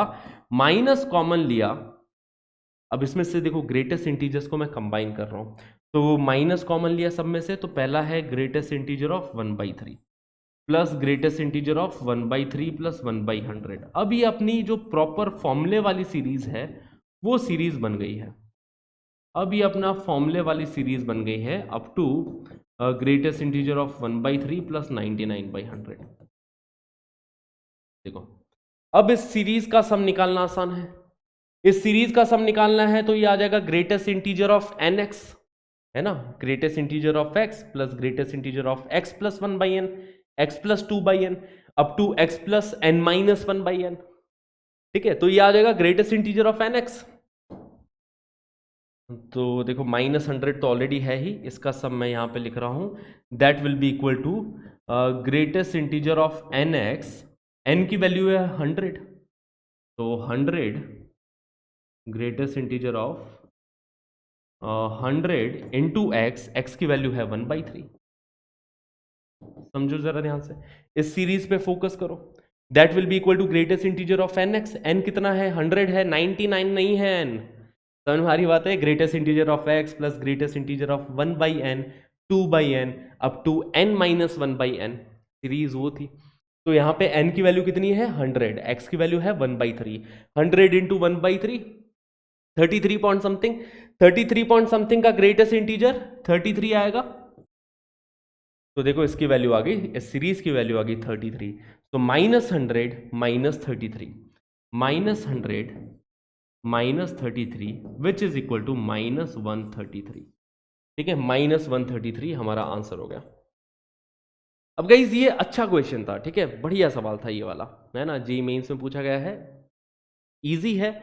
बट इस टाइप के क्वेश्चंस में अगर आप अपनी कमांड चाहते हो कि सर मुझे, सर ये तो बहुत लंबा चला जाएगा, एग्जाम में अगर ये क्वेश्चन आ गया तो सर बाल सफेद हो जाएंगे करते करते, ठीक है, तो ऐसा नहीं है, अपने को इसके ऊपर प्रैक्टिस बार बार करनी पड़ेगी। 2-3 बार इस सवाल को अपने हाथ से निकाल लो, थोड़ा लॉजिकल अप्रोच लगाने की कोशिश करो, थोड़ा चीज़ों को क्लैरिटी से मैथ्स में देखने की कोशिश करोगे ना, तो दिखेगा सब बहुत क्लियरली, है ना। जैसे रामानुजन साहब को दिखा था वैसे आपको भी चीज़ें दिखाई देने लग जाएगी कि अच्छा ऐसा क्यों हो रहा है, कैसे हो रहा है। तो पॉजिटिव अप्रोच, मैथ्स अगर सबसे इंपॉर्टेंट चीज़ सिखाती है ना, तो वो ये है कि अपने को पॉजिटिव अप्रोच के सामने डिफिकल्टी है ना, तो डिफिकल्टी के फेस पे अपन पॉजिटिव कैसे रहे। सामने अगर कोई प्रॉब्लम है तो प्रॉब्लम ऐसा नहीं कि सामने अगर कोई प्रॉब्लम है तो परेशान हो गए, फ्रस्ट्रेट हो गए, क्योंकि देखो 2 टाइप के बच्चे होते हैं यार। एक टाइप का बच्चा ऐसा जो कि डिफिकल्ट क्वेश्चन देख के थोड़ा फ्रस्ट्रेट हो जाएगा, थोड़ा परेशान हो जाएगा, पढ़ना बंद कर देगा। दूसरे टाइप का बच्चा होगा जो कि एक डिफिकल्ट प्रॉब्लम को देख के और ज्यादा क्यूरियस हो जाएगा और ध्यान से वो देखेगा कि कैसे हम इस प्रॉब्लम को सॉल्व करने वाले हैं। ठीक है, तो वो दूसरे टाइप का बच्चा बनना, क्यूरियस बनना। जब आपके सामने एक डिफिकल्ट प्रॉब्लम है तो भले ही आप सॉल्व कर पाओ नहीं कर पाओ, वो क्वेश्चन आपको चीजें तो सिखा जाएगा, और जब उसको सॉल्व कर लोगे तो एक बहुत ही अलग ही पॉजिटिव एनर्जी फील होती है ना, मजा आता है, एक अलग ही खुशी मिलती है जब कोई डिफिकल्ट क्वेश्चन को हम लोग निकाल लेते हैं। तो ओके, तो इसी बात का ध्यान रखते हुए, अभी तो टाइम बहुत है, तो चलिए आगे कंटिन्यू करते हैं फिर। Now guys, fractional part function. Fractional part function क्या होता है, जैसे 2 चीजें ध्यान रखो, मतलब एक स्टेटमेंट को ध्यान रखना कि किसी भी नंबर x को हम 2 पार्ट में ब्रेक कर सकते हैं। ठीक है, किसी भी नंबर x को हम उसका ग्रेटेस्ट इंटीजर प्लस उसका फ्रैक्शनल पार्ट में ब्रेक कर सकते हैं। ये बॉक्स जिसको ग्रेटेस्ट इंटीजर बोलते हैं, this is the sign of, this is the symbol of fractional part of x। ठीक है, तो किसी को भी अपन इस तरीके से ऐसा ब्रेक कर सकते हैं नंबर को। मतलब कि सर कि अगर 2.5 लिखा है तो 2.5 को अपन ऐसे लिख सकते हैं, greatest integer of 2.5 plus fractional part of 2.5। 2.5 को हम लोग इस प्रकार से लिख सकते हैं, ठीक है। तो ग्रेटेस्ट इंटीजर ऑफ 2.5 कितना हो जाएगा, 2 हो जाएगा क्या? Greatest integer of 2.5 is equal to 2 and fractional part of 2.5 हमें निकालना है, तो समझ में आ गया कितना आने वाला है। Fractional part of 2.5 is equal to 2.5 minus 2, या फिर डायरेक्टली यहां पे देख सकते हो कि इसको 0.5 होना होगा, तभी तो इक्वेशन बैलेंस होगी, मतलब इसकी वैल्यू क्या आ जाएगी, 0.5 आ जाएगी, ठीक है। इसकी वैल्यू 0.5, मतलब यहां पे सबसे पहली बात तो ये सीखी कि फ्रैक्शनल पार्ट ऑफ 2.5 कितना आ गया, 0.5 आ गया, ठीक है। दूसरी चीज, चलो दूसरा एग्जांपल लेते हैं। पहला एग्जांपल ये हो गया। Now let's take another example. मैंने कोई दूसरा नंबर ले लिया, जैसे कि -3.9 ले लिया।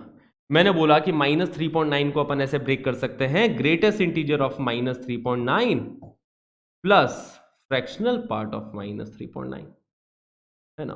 -3.9 को ऐसे ब्रेक कर सकते हैं कि नहीं कर सकते? यही तो स्टेटमेंट है। ग्रेटेस्ट इंटीजर ऑफ -3.9 कितना होगा, -3 तो नहीं होगा, वो होगा -4। ग्रेटेस्ट इंटीजर ऑफ -3.9 -4 होगा गाइस, होगा ना, ठीक है। Greatest integer of -3.9 is equal to -4, मतलब -3.9 के जस्ट लेफ्ट में हमेशा अपन ग्रेटेस्ट इंटीजर लेते हैं किसी भी नंबर का, -3.9 यहां पे पड़ेगा, इससे जस्ट छोटा integer that will B -4। So greatest integer of -3.9 -4 होता है। और फ्रैक्शनल पार्ट ऑफ -3.9 को क्या होना होगा फिर बताओ? इक्वेशन ताकि बैलेंस रहे, इक्वेशन बैलेंस रहे तो क्या होना होगा, ये -3.9 is equal to -4 plus something. तो what is the value of this thing guys?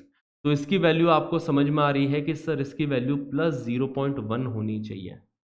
इसकी वैल्यू सर +0.1 होनी चाहिए, तभी ये इक्वेशन बैलेंस रहेगी कि -3.9 इज इक्वल टू -4 प्लस 0.1। तो फ्रैक्शनल पार्ट ऑफ -3.9 कितना आया है, 0.1। मतलब अगर कोई नेगेटिव नंबर भी हमने लिया है तो उसका फ्रैक्शनल पार्ट क्या आने वाला है, एक पॉजिटिव वैल्यू आने वाली है। तो fractional part of any number, देखो fractional part of any number is always greater than और इक्वल टू 0 लेस देन 1। किसी भी नंबर का अगर अपन फ्रैक्शनल पार्ट लेते हैं तो वो 0 या 0 से तो बड़ा आएगा, बट वो 1 से छोटा आता है, ठीक है। फ्रैक्शनल पार्ट एग्जैक्टली 1 के इक्वल नहीं होता है, ओके। तो fractional part of any number is greater than और इक्वल टू 0 लेस देन और equal to 1, which is a very very very very important point guys. Clear इतनी बात है? Now fractional part of any integer, अगर मैंने कोई integer ही ले लिया तो उसका फ्रैक्शनल पार्ट क्या आने वाला है, 0 आने वाला है। ध्यान रखना, fractional part of any integer is equal to 0, ठीक है। इसके ऊपर एक मीम देखा था मैंने, है ना। मीम कुछ इस टाइप का था कि ही सेड कि ILY, समझ तो ILY का मतलब ग्रेटेस्ट इंटीजर 3000, ठीक है। ये मैसेज आया, रिप्लाई आया सामने से, ठीक है, ILY फ्रैक्शनल पार्ट ऑफ 3000, ठीक है। समझे क्या ये मीम, समझे क्या तुम लोग, है ना। तो greatest integer of 3000 is equal to 3000 ही होने वाला है, but fractional part of 3000 is equal to 0 होने वाला है। तो हैवी डैमेज हो गया है यहाँ पे, ठीक है। तो ऐसा हैवी डैमेज आपके साथ ना हो, तो इसलिए अच्छे से अपनी अभी पढ़ाई पे ध्यान दे, है ना गाइस। चलो आगे बढ़े फिर। तो ये बस मैंने इसलिए बताया ताकि अपने को याद रहे चीज़ें, है ना। ये एग्जाम्पल मैंने जब जब दिया है ना बच्चों को, आज तक कोई नहीं भूला है। Sir greatest integer 3000 3000, fractional part 3000 0, आज तक कोई नहीं भूला है उसके बाद, है ना। चलिए, तो अब देखो फ्रैक्शनल पार्ट ऑफ x, एक बात हमने सीख ली कि x is equal to greatest integer of x plus fractional part of x, ये चीज हमने सीख ली। तो फ्रैक्शनल पार्ट ऑफ x की वैल्यू किसके इक्वल होती है, x minus greatest integer of x के इक्वल होती है। Fractional part of any number is equal to that number minus the greatest integer of that number. किसी भी नंबर का फ्रैक्शनल पार्ट वही नंबर माइनस उसका ग्रेटेस्ट इंटीजर होगी, ठीक है। तो अब इसका ग्राफ बनाने के लिए ये इंफॉर्मेशन बहुत काम की है कि अगर हम इसका ग्राफ बनाते हैं तो चलो कि जैसे y is equal to fractional part of x, मुझे इसका ग्राफ बनाना है y is equal to fractional part of x। Fractional part of x को हमने लिख दिया x minus greatest integer of x, ऐसा लिख दिया। अब ग्रेटेस्ट इंटीजर ऑफ एक्स के इंटरवल पे डिपेंड करेगा कि ये नंबर कहां से कहां तक है। तो चलिए इसका ग्राफ प्लॉट करते हैं।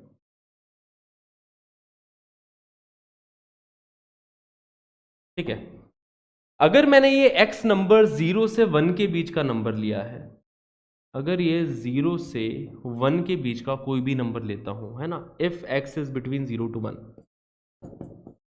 तो उसका ग्रेटेस्ट इंटीजर क्या हो जाएगा? अगर x 0 से 1 के बीच का नंबर है तो उसका ग्रेटेस्ट इंटीजर क्या 0 ही हो जाएगा, है ना। 0 से 1 के बीच के नंबर का ग्रेटेस्ट इंटीजर 0 ही हो जाएगा।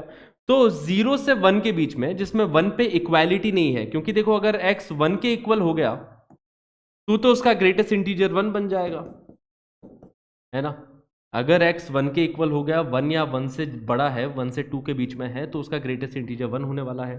तो सबसे पहले 0 से 1 के बीच का ग्राफ प्लॉट कर देते हैं। 0 से 1 के बीच में लाइन बन रही है y is equal to x line, तो y is equal to x line अपन बना देते हैं। y is equal to x line origin से पास करती हुई लाइन होती है, 45 डिग्री का एंगल बना रही होती है यहाँ पे। बट वो लाइन किसके बीच में बनानी है? 0 से 1 के बीच में बनानी है, मतलब ग्रेटर देन और equal to 0 but less than 1, है ना, 1 के ऊपर ओपन है। ठीक है, तो this is the line y is equal to x. फिर 1 से 2 के बीच में अपने को लाइन बनानी है y is equal to x minus 1। This is the line y is equal to x minus 1 जो हमें प्लॉट करनी है 1 से 2 के बीच में, है ना। This is the line y is equal to x minus 1। देखो जब x 1 होगा तो y 0 होगा, और जब x 2 होगा तो y की वैल्यू 1 को अप्रोच करेगी, है ना। This is the line y is equal to x minus 1। वैसे ही जब x 2 से 3 के बीच में होगा तो यहां पे y is equal to x minus 2 बन जाएगा। When x is greater than or equal to 2 less than 3, तो यहां पे y is equal to x minus 2 line बन रही है, तो ये बना देते हैं 2 से 3 के बीच में y is equal to x minus 2। ठीक है, जब x नेगेटिव होगा, मतलब अगर मैं लेफ्ट के बारे में बात करूं कि -1 से 0 के बीच में क्या होने वाला है, तो when x is less than 0 greater than और इक्वल टू -1, तो यहां पे ग्रेटेस्ट इंटीजर ऑफ x की वैल्यू क्या आ जाएगी? ग्रेटेस्ट इंटीजर ऑफ x की वैल्यू -1 पुट करोगे तो ये बन रहा है x माइनस ऑफ -1, मतलब y is equal to x plus 1 line, है ना, y is equal to x plus 1 line बनेगी। तो ये है line y is equal to x plus 1। तो इस तरीके से लाइन प्लॉट करते हैं। बाकी सिंपल तरीका इसके ग्राफ को याद करने का सिंपल सा तरीका ये रहता है कि आप सिर्फ 0 से 1 के बीच का ग्राफ याद कर लो, है ना, कुछ चीजें ऑब्जर्व कर लो ग्राफ के बारे में। पहली चीज ये ऑब्जर्व करोगे कि जो इसकी रेंज है ना, y की वैल्यू 0 से 1 के बीच में है। देखो इसकी हाइट कितनी सी है, 0 है यहाँ पे y, और यहाँ पे y 1 हो रहा है ना। y जो है वो लेस देन 1 है, 1 भी एग्जैक्टली हो नहीं रहा, 1 पे होलो है, देखो, ठीक है। तो y लेस देन 1 है, ग्रेटर देन और इक्वल टू 0 हो गई, तो ये चीज ऑब्जर्व करोगे। दूसरी चीज ऑब्जर्व करोगे कि यहां पे ग्राफ रिपीटेटिव है, मतलब जो 0 से 1 के बीच का ग्राफ है वही सेम कॉपी पेस्ट कर दिया 1 से 2, वही सेम कॉपी पेस्ट कर दिया 2 से 3 and so on. Graph repetitive है, मतलब अपन ये बोल सकते हैं बहुत इंपॉर्टेंट प्रॉपर्टी, बहुत ज्यादा इंपॉर्टेंट प्रॉपर्टी, कि greatest integer fractional part of x plus 1 is equal to fractional part of x only, है ना। x प्लस 1 का फ्रैक्शनल पार्ट ऑफ x ही होने वाला है, x प्लस 2 का फ्रैक्शनल पार्ट वो भी फ्रैक्शनल पार्ट ऑफ x ही होने वाला है, सेम वैल्यू आती है। मतलब ग्राफ रिपीटेटिव है यहाँ पे ना, इसका पीरियड होता है 1 का, 1 के पीरियड के बाद में रिपीट करती चली जाती है। आगे जाके जब अपन पीरियोडिक फंक्शन पढ़ेंगे तो वहां पे मैं पीरियड के बारे में बताऊंगा कि इट्स पीरियड इज 1, मतलब 1 के इंटरवल में 0 से 1 के बीच में जो ग्राफ है वही 1 से 2 के बीच में ग्राफ बन रहा है। This is a repetitive graph whose period is 1, okay, because fractional part of x plus 1 fractional part of x के equal, fractional part of x plus 2 वो भी फ्रैक्शनल पार्ट ऑफ x के इक्वल। तो after a period of 1 this graph repeats, okay. तो this is the graph for this, 0 से 1 के बीच में height रहेगी इसकी, है ना गाइस। चलो देखो, fractional part of x plus n is equal to fractional part of x, जिस प्रॉपर्टी के बारे में हम लोग बात कर रहे थे कि यहां पे अगर कुछ इंटीजर ऐड करता हूं तो वो फ्रैक्शनल पार्ट ऑफ x के इक्वल ही हो गया, जहां पे n belongs to an integer. देख सकते हैं फ्रैक्शनल पार्ट ऑफ 2.5, और 2.5 में अगर मैं कोई इंटीजर ऐड कर दूं, 1 ऐड कर दिया 3.5, 2 ऐड कर दिया 4.5, इन सब का फ्रैक्शनल पार्ट किसके इक्वल होने वाला है? 0.5 के ही इक्वल होने वाला है। ठीक है, फ्रैक्शनल पार्ट में कुछ बातें याद रखें, कुछ एग्जांपल्स मैं आपको यहाँ पे दे देता हूँ कि पहला एग्जांपल फ्रैक्शनल पार्ट ऑफ 2.9, वो तो 0.9 रहेगा, बट अगर मैंने फ्रैक्शनल पार्ट ऑफ -2.9 पूछा गया है तो वो 0.1 होने वाला है। Fractional part of -2.9 is equal to 0.1। Reason being कि फ्रैक्शनल पार्ट ऑफ -2.9 है ना, जैसे कि -2.9 को कैसे ब्रेक करोगे? -2.9 को ऐसे ब्रेक करेंगे, greatest integer of -2.9 plus fractional part of -2.9। ठीक है, -2.9 को ऐसे लिखेंगे ना, greatest integer of this thing plus fractional part of this thing. अब इसका ग्रेटेस्ट इंटीजर क्या है? -3 है, राइट। और इसके फ्रैक्शनल पार्ट की वैल्यू अपने को बतानी है, वही तो हम निकालना चाह रहे थे कि -2.9 का फ्रैक्शनल पार्ट कितना है। तो -2.9 इज इक्वल टू -3 प्लस इसकी वैल्यू कितनी होनी चाहिए? 0.1 होनी चाहिए। तो वही मैंने बोला कि fractional part of -2.9 is equal to 0.1, है ना। वैसे ही अगर फ्रैक्शनल पार्ट ऑफ -2.8 पूछूंगा तो वो 0.8 है ना। फ्रैक्शनल पार्ट ऑफ -2.8, गलत बोल दिया क्या मैंने, इज इक्वल टू 0.2, राइट। -2.8 का फ्रैक्शनल पार्ट 0.2 हो जाएगा, बट +2.8 का फ्रैक्शनल पार्ट 0.8 होने वाला है। तो ये फ्रैक्शनल पार्ट के बारे में कुछ बातें, ठीक है। तो वही देखो, थर्ड पॉइंट इसी प्रकार का पॉइंट है। थर्ड पॉइंट पे ध्यान दे, सेकंड पॉइंट अभी फटाफट बता देंगे, बहुत इजी है। थर्ड पॉइंट यही बोलना चाह रहा है कि fractional part of x plus fractional part of -x 0 होगा अगर x एक इंटीजर है तो, है ना। जैसे कि फ्रैक्शनल पार्ट ऑफ 3 या फिर fractional part of 3000 plus fractional part of -3000 0 के इक्वल आएगा। क्यों 0? बिकॉज, है ना, 3000 का फ्रैक्शनल पार्ट, रिप्लाई यही तो आया था, ठीक है, 0 है। ये भी क्या है? 0 है। तो 0 + 0 0 के इक्वल हो गया। बट अगर मैं यहाँ पे कोई इंटीजर नहीं लेता हूँ, जैसे कि ले लिया मैंने 2.9, अब 2.9 का फ्रैक्शनल पार्ट प्लस -2.9 का फ्रैक्शनल पार्ट देखो कितना आ रहा है, 0.9 + 0.1 1 आ जाएगा। तो fractional part of 2.9 plus fractional part of -2.9, इसका सम इक्वल टू 1 आ चुका है ना। Fractional part of -2.8 and fractional part of 2.8, इसका सम 0 है ना। देखो ये 0.2 0.8 ऐड होके 1 आ जाएगा, ठीक है। तो अगर जैसे मैंने फ्रैक्शनल पार्ट ऑफ -2.8 या fractional part of 2.8 plus fractional part of -2.8, तो इसकी वैल्यू क्या आ जाएगी? 2.8 का फ्रैक्शनल पार्ट मतलब ये आ गया 0.8, -2.8 का फ्रैक्शनल पार्ट ये बन जाएगा 0.2। फ्रैक्शनल पार्ट का जब भी आंसर आएगा वो ग्रेटर देन और इक्वल टू 0, कभी भी नेगेटिव आंसर नहीं आएगा, ठीक है। ग्रेटर देन और इक्वल टू 0, लेस देन 1।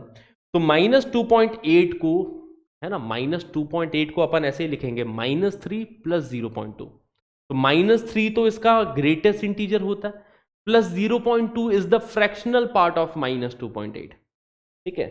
तो 0.2 इसका फ्रैक्शनल पार्ट आ गया, 0.8 + 0.2 आंसर आ जाएगा 1।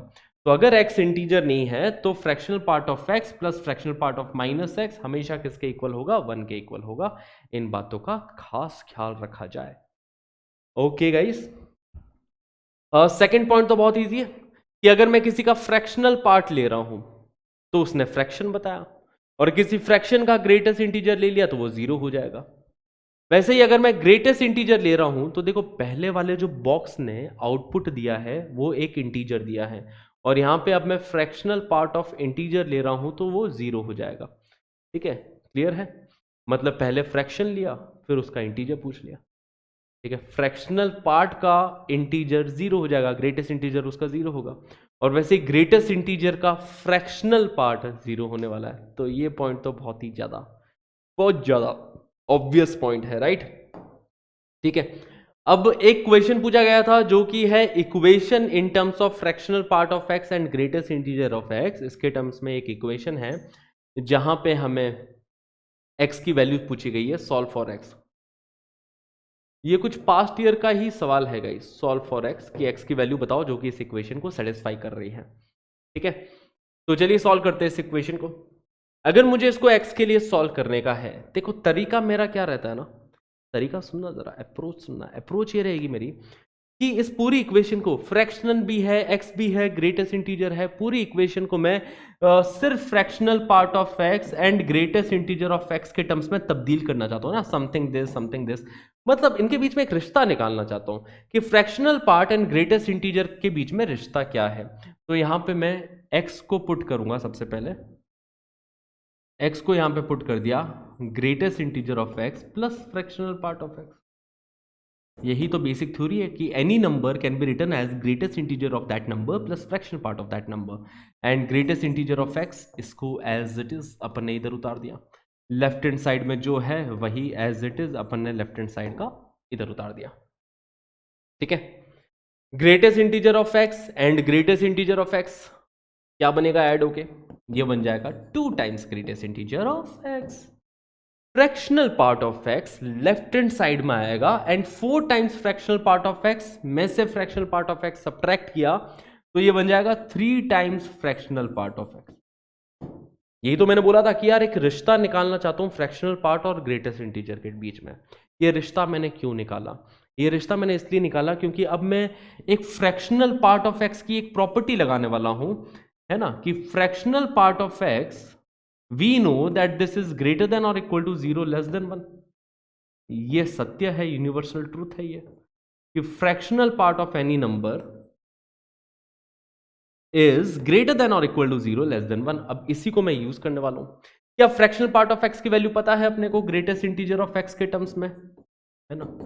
फ्रैक्शनल पार्ट ऑफ एक्स को लिख सकता हूं 2/3 टाइम्स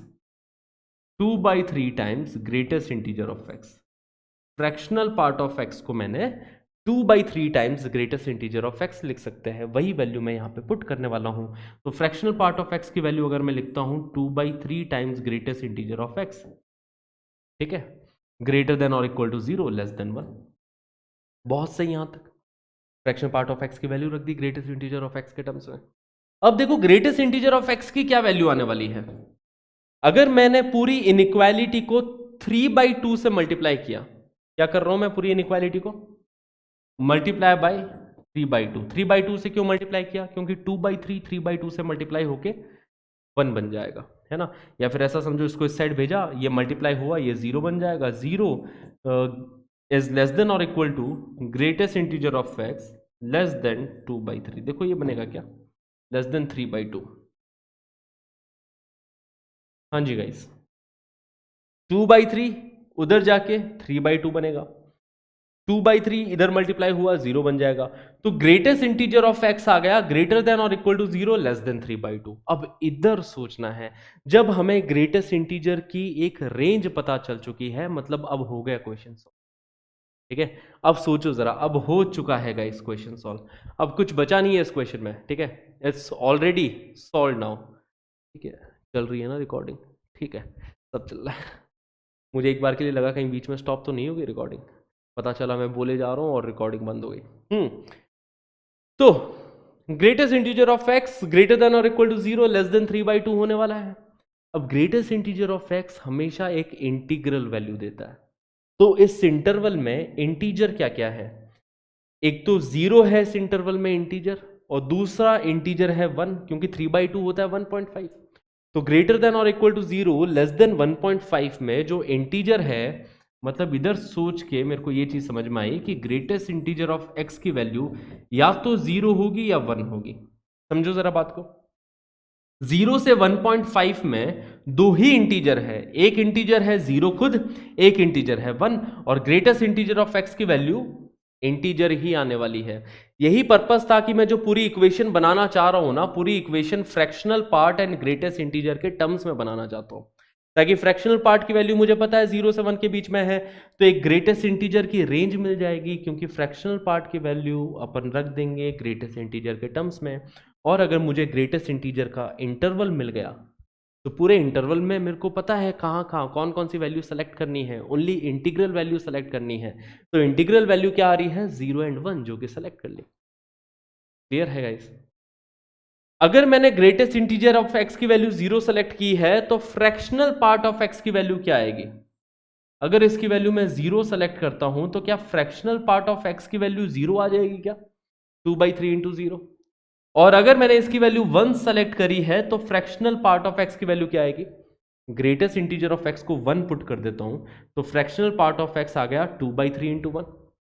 तो मतलब इस इक्वेशन से अपन ये तो बोल सकते हैं कि when greatest integer of x is equal to 0 तब fractional part of x is equal to 0 only, and when greatest integer of x is equal to 1, greatest integer of x की वैल्यू जब यहां पे 1 पुट करी है तो fractional part of x की value 2/3 आ रही है। ठीक है, तो यहां पे fractional part of x is equal to 2/3 आ गई। तो क्या हमें x मिल गया क्या? अगर greatest integer of x and fractional part of x की वैल्यू पता है तो क्या x की वैल्यू पता है? क्योंकि x होता क्या है? x तो greatest integer of x plus fractional part of x के इक्वल होता है। तो इधर से अपने को x मिल जाएगा, है ना? x मिल रहा है इधर से।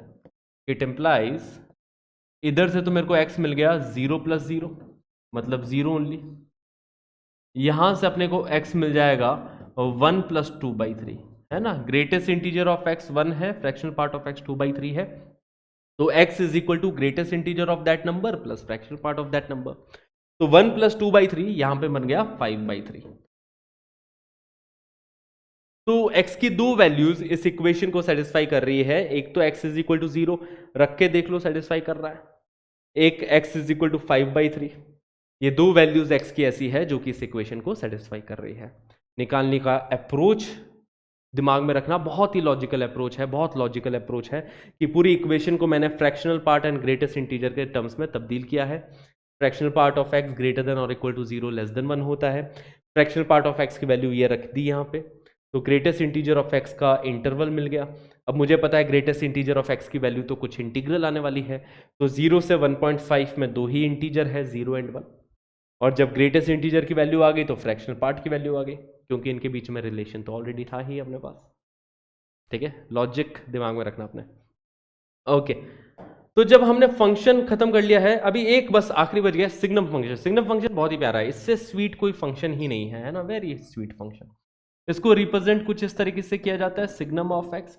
अब इसके इनपुट पे डिपेंड करता है कि इनपुट कैसा है। अगर इनपुट यहाँ पे ग्रेटर देन 0 है तो आउटपुट 1 आएगा, इनपुट यहाँ पे इक्वल टू 0 है तो आउटपुट भी 0 आएगा, और इनपुट यहाँ पे नेगेटिव है तो आउटपुट -1 आएगा। सिंपल सी बात कि अगर सिग्नम के अंदर कुछ पॉजिटिव वैल्यू रखी गई है तो आउटपुट ये दे देगा 1, सिग्नम के अंदर 0 ही रखा है तो आउटपुट दे देगा 0, और अगर नेगेटिव वैल्यू रख दी है तो आउटपुट मिल जाएगा -1। मतलब कि अगर सिग्नम ऑफ आपसे पूछा जाए, signum of 2.5, signum of 0.5, signum of 10,000, ये सारे कैसे नंबर है? क्या पॉजिटिव नंबर्स है? तो इन सब का सिग्नम क्या हो जाएगा? 1 हो जाएगा। चाहे 2.5 लो, 0.5 लो, 10,000 लो, कुछ भी लो, इनपुट कुछ भी पॉजिटिव नंबर रखा है तो आउटपुट 1 है। अगर इनपुट 0 रखा है तो आउटपुट भी 0 है, और अगर इनपुट कुछ भी नेगेटिव नंबर रखा है जैसे कि -0.1 या फिर -1 या फिर -1000, आउटपुट हमेशा है ना, हमेशा, ठीक है, आउटपुट कैसा रहेगा? हमेशा -1 रहेगा। क्लियर है? सिंपल इतनी बात है। इसका ग्राफ भी कुछ इतना ही प्यारा सा सिंपल सा बनता है। इसका ग्राफ कुछ इस प्रकार से बनता है कि जब x 0 है, y is equal to signum of x का हम लोग ग्राफ बनाने जा रहे हैं। तो अगर x 0 है तो y भी 0 है, राइट गाइस? x 0 तो y 0, और अगर आपने x पॉजिटिव वैल्यू ली है तो y की वैल्यू 1 हो जाएगी, है ना? अगर x आप कोई भी पॉजिटिव वैल्यू लेते हो तो y is equal to 1 line मिलने वाली है। अगर x ग्रेटर देन 0 है तो लाइन मिल रही है y इज इक्वल टू 1, और अगर आप कोई नेगेटिव वैल्यू लेते हो तो -1, है ना, -1 वैल्यू मिलने वाली है। तो कांस्टेंट फंक्शन है, देखो, पॉजिटिव के लिए हमेशा 1, नेगेटिव के लिए हमेशा -1, और 0 के लिए ये वाला जो पॉइंट है ना, ये भी ग्राफ का एक हिस्सा है। यहाँ पे होलो ब्रैकेट है है ना, ये इस ग्राफ का एक हिस्सा है। 0 पे एग्जैक्टली वैल्यू अपने को 0 मिल रही है। ठीक है, आगे बढ़ा जाए। अब हमारे सामने एक सवाल है, the range of the function f x is equal to signum of, इस फंक्शन की रेंज पूछी गई है, सिग्नम दिया है किसी एक्सप्रेशन का। तो अब अगर हमने ये एनालाइज कर लिया कि ये एक्सप्रेशन कैसी है, तो हम बता सकते हैं क्या वैल्यू आने वाली है ना। ये एक्सप्रेशन अगर नेगेटिव है तो -1 आएगी, 0 है तो 0 ही आएगी। मतलब ये एक्सप्रेशन की रेंज क्या है उस पर डिपेंड करता है ना, कि क्या रेंज है इस एक्सप्रेशन की। तो एक्सप्रेशन जो हमारे सामने है, पहले तो इसको एनालाइज करते हैं। एक सेकेंड, हाँ,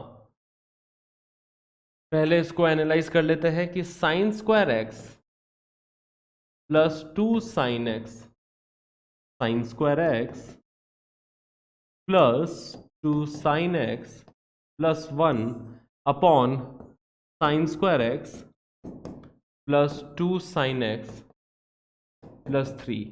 हाँ जी, इधर 4 है। ठीक है, sine square x plus 2 sine x plus 4 upon sine square x plus 2 sine x plus 3। Let's analyse this expression. कुछ देखो, न्यूमरेटर वाली expression is denominator expression plus 1। Denominator वाली एक्सप्रेशन में अगर 1 ऐड कर दोगे तो न्यूमरेटर वाली एक्सप्रेशन बन जाएगी। ठीक है, ये सबसे पहले ऑब्जर्व करो। और ऐसा जब भी ऐसा होना कि एक एक्सप्रेशन अपॉन दूसरी एक्सप्रेशन, तो वहां पे ऐसे ऑब्जर्व कर लेना चाहिए। तो यहाँ पे देखो, 4 को मैंने लिख दिया 3 + 1, 4 को लिख देंगे 3 + 1 और इसको तोड़ दिया 2 पार्ट में। तो क्या ऐसा बनेगा क्या कि 1 + 1 upon sine square x plus 2 sine x plus 3। हाँ जी, एनालाइज करो। न्यूमरेटर को लिखूंगा मैं डिनोमिनेटर एक्सप्रेशन प्लस 1, और डिनोमिनेटर न्यूमरेटर सेम हो गई तो 1 बन जाएगा, 1 + 1 अपॉन द सेम थिंग। समझे कि नहीं समझे? नहीं समझे तो देखो, फिर से एलसीएम लेके देखो, क्या यही मिल जाएगा न्यूमरेटर में। एलसीएम लेंगे तो ये डिनोमिनेटर एक्सप्रेशन प्लस 1 क्या न्यूमरेटर में 4 बन जाएगा ये। ठीक है, तो यही एक्सप्रेशन मिल रही है ना एलसीएम लेने के बाद में। तो यहाँ पे अपन ने बस तोड़ दिया बेसिकली, और कुछ नहीं किया है। मतलब अगर ऐसा लिखा हो a + 1/a, तो इसको अपन ऐसे लिख सकते हैं ना, 1 + 1/a। इसमें कोई दिक्कत वाली बात थोड़ी ना, वही चीज हमने इधर करी है। Okay, simple. अब इसको एनालाइज करते हैं कि ये क्या चीज है, sine square x plus 2 sine x. तो इधर एक परफेक्ट स्क्वायर क्रिएट किया जा सकता है ना। तो इधर परफेक्ट स्क्वायर क्रिएट कर दिया, 1 अपॉन, ये डिनोमिनेटर में लिखा है साइन एक्स प्लस 1 का होल स्क्वायर। देखो, साइन एक्स प्लस 1 का होल स्क्वायर क्या हो जाता है, साइन स्क्वायर एक्स मिलेगा, 2 साइन एक्स मिल जाएगा, प्लस 1 मिल रहा है, यहाँ पे प्लस 3 लिखा है। तो चीजों को सेम रखने के लिए क्या इधर ये +2, देखो एक्सपेंड करो, फिर से रिवर्स प्रोसेस सोचो, एक्सपेंड करेंगे तो क्या यही चीज मिल जाएगी, है ना। देखो, sine square x plus 2 sine x को देखते ही आइडिया सबसे पहले ये आएगा कि देखो साइन एक्स प्लस 1 का होल स्क्वायर बन जाएगा। तो ये बन रहा है साइन एक्स प्लस 1 का होल स्क्वायर प्लस 2 लिखा है। ठीक है, अब इसको देखोगे तो ये हमेशा ग्रेटर देन 0 है क्या, इस एक्सप्रेशन की वैल्यू क्या हमेशा ग्रेटर देन 0 है? जी हाँ, क्योंकि ये परफेक्ट स्क्वायर है, हमेशा ग्रेटर देन 0 होने वाली है। तो मतलब सिग्नम में जो एक्सप्रेशन लिखी है that is the positive expression, and signum of a expression which is greater than 0, इसकी वैल्यू 1 हो जाएगी। मतलब एफ एक्स की वैल्यू 1 आ गई। सिंपल सा ऑब्जर्वेशन। तो f x is equal to 1, range पूछा गया था, मतलब कि एफ एक्स की वैल्यू क्या है, वो क्या है, 1 है। तो डोमेन पूछ ले तो समझ में आ ही रहा है कि x को कोई भी रियल नंबर पुट कर दो, कोई दिक्कत वाली बात नहीं है। डोमेन तो every real number, but range पूछी है, मतलब क्या आउटपुट दे पा रहे हैं, तो आउटपुट यहाँ पे 1 ही दे पा रहा है। ओके, तो नेक्स्ट क्लास में हम लोग गाइस डोमेन स्टार्ट कर देंगे ना। डोमेन अपन लोग स्टार्ट करेंगे। डोमेन के बहुत प्यारे प्यारे सवाल है आपके सामने, पास्ट ईयर के भी कुछ क्वेश्चंस लेके आया हूँ, बट इस सेशन को ज़्यादा लंबा ना रखते हुए नेक्स्ट क्लास में ही हम लोग डोमेन एंड रेंज के बारे में डिटेल में चर्चा करेंगे। तो आई होप यार कि आप सबको हेल्प मिल रही होगी, मज़ा आ रहा होगा। ठीक है, पढ़ने में मज़ा आ रहा होगा, क्योंकि जो आप काम कर रहे हो ना वो इंटरेस्ट के साथ करो, इंटरेस्ट के साथ करोगे, मज़े के साथ पढ़ोगे, बिना किसी प्रेशर के, और चीज़ें बहुत इंटरेस्टिंग है ही ये। आगे आप डोमेन रेंज देखोगे तो वहां पे भी आपको मैं बहुत लॉजिकल अप्रोच लेते हुए सिखाऊंगा, आपको पता चलेगा कि हाँ यार कितनी लॉजिकल सी चीज़ है, बहुत लॉजिकल है सब कुछ। ठीक है, तो एक लॉजिकल अप्रोच रखते हुए हम समझेंगे सवालों को, ठीक है। So thank you so much everybody for being a part of this class. See you in the next session. Till then, this is your maths teacher Kundan Mankar signing off. Tada, bye bye. Have a great day, guys.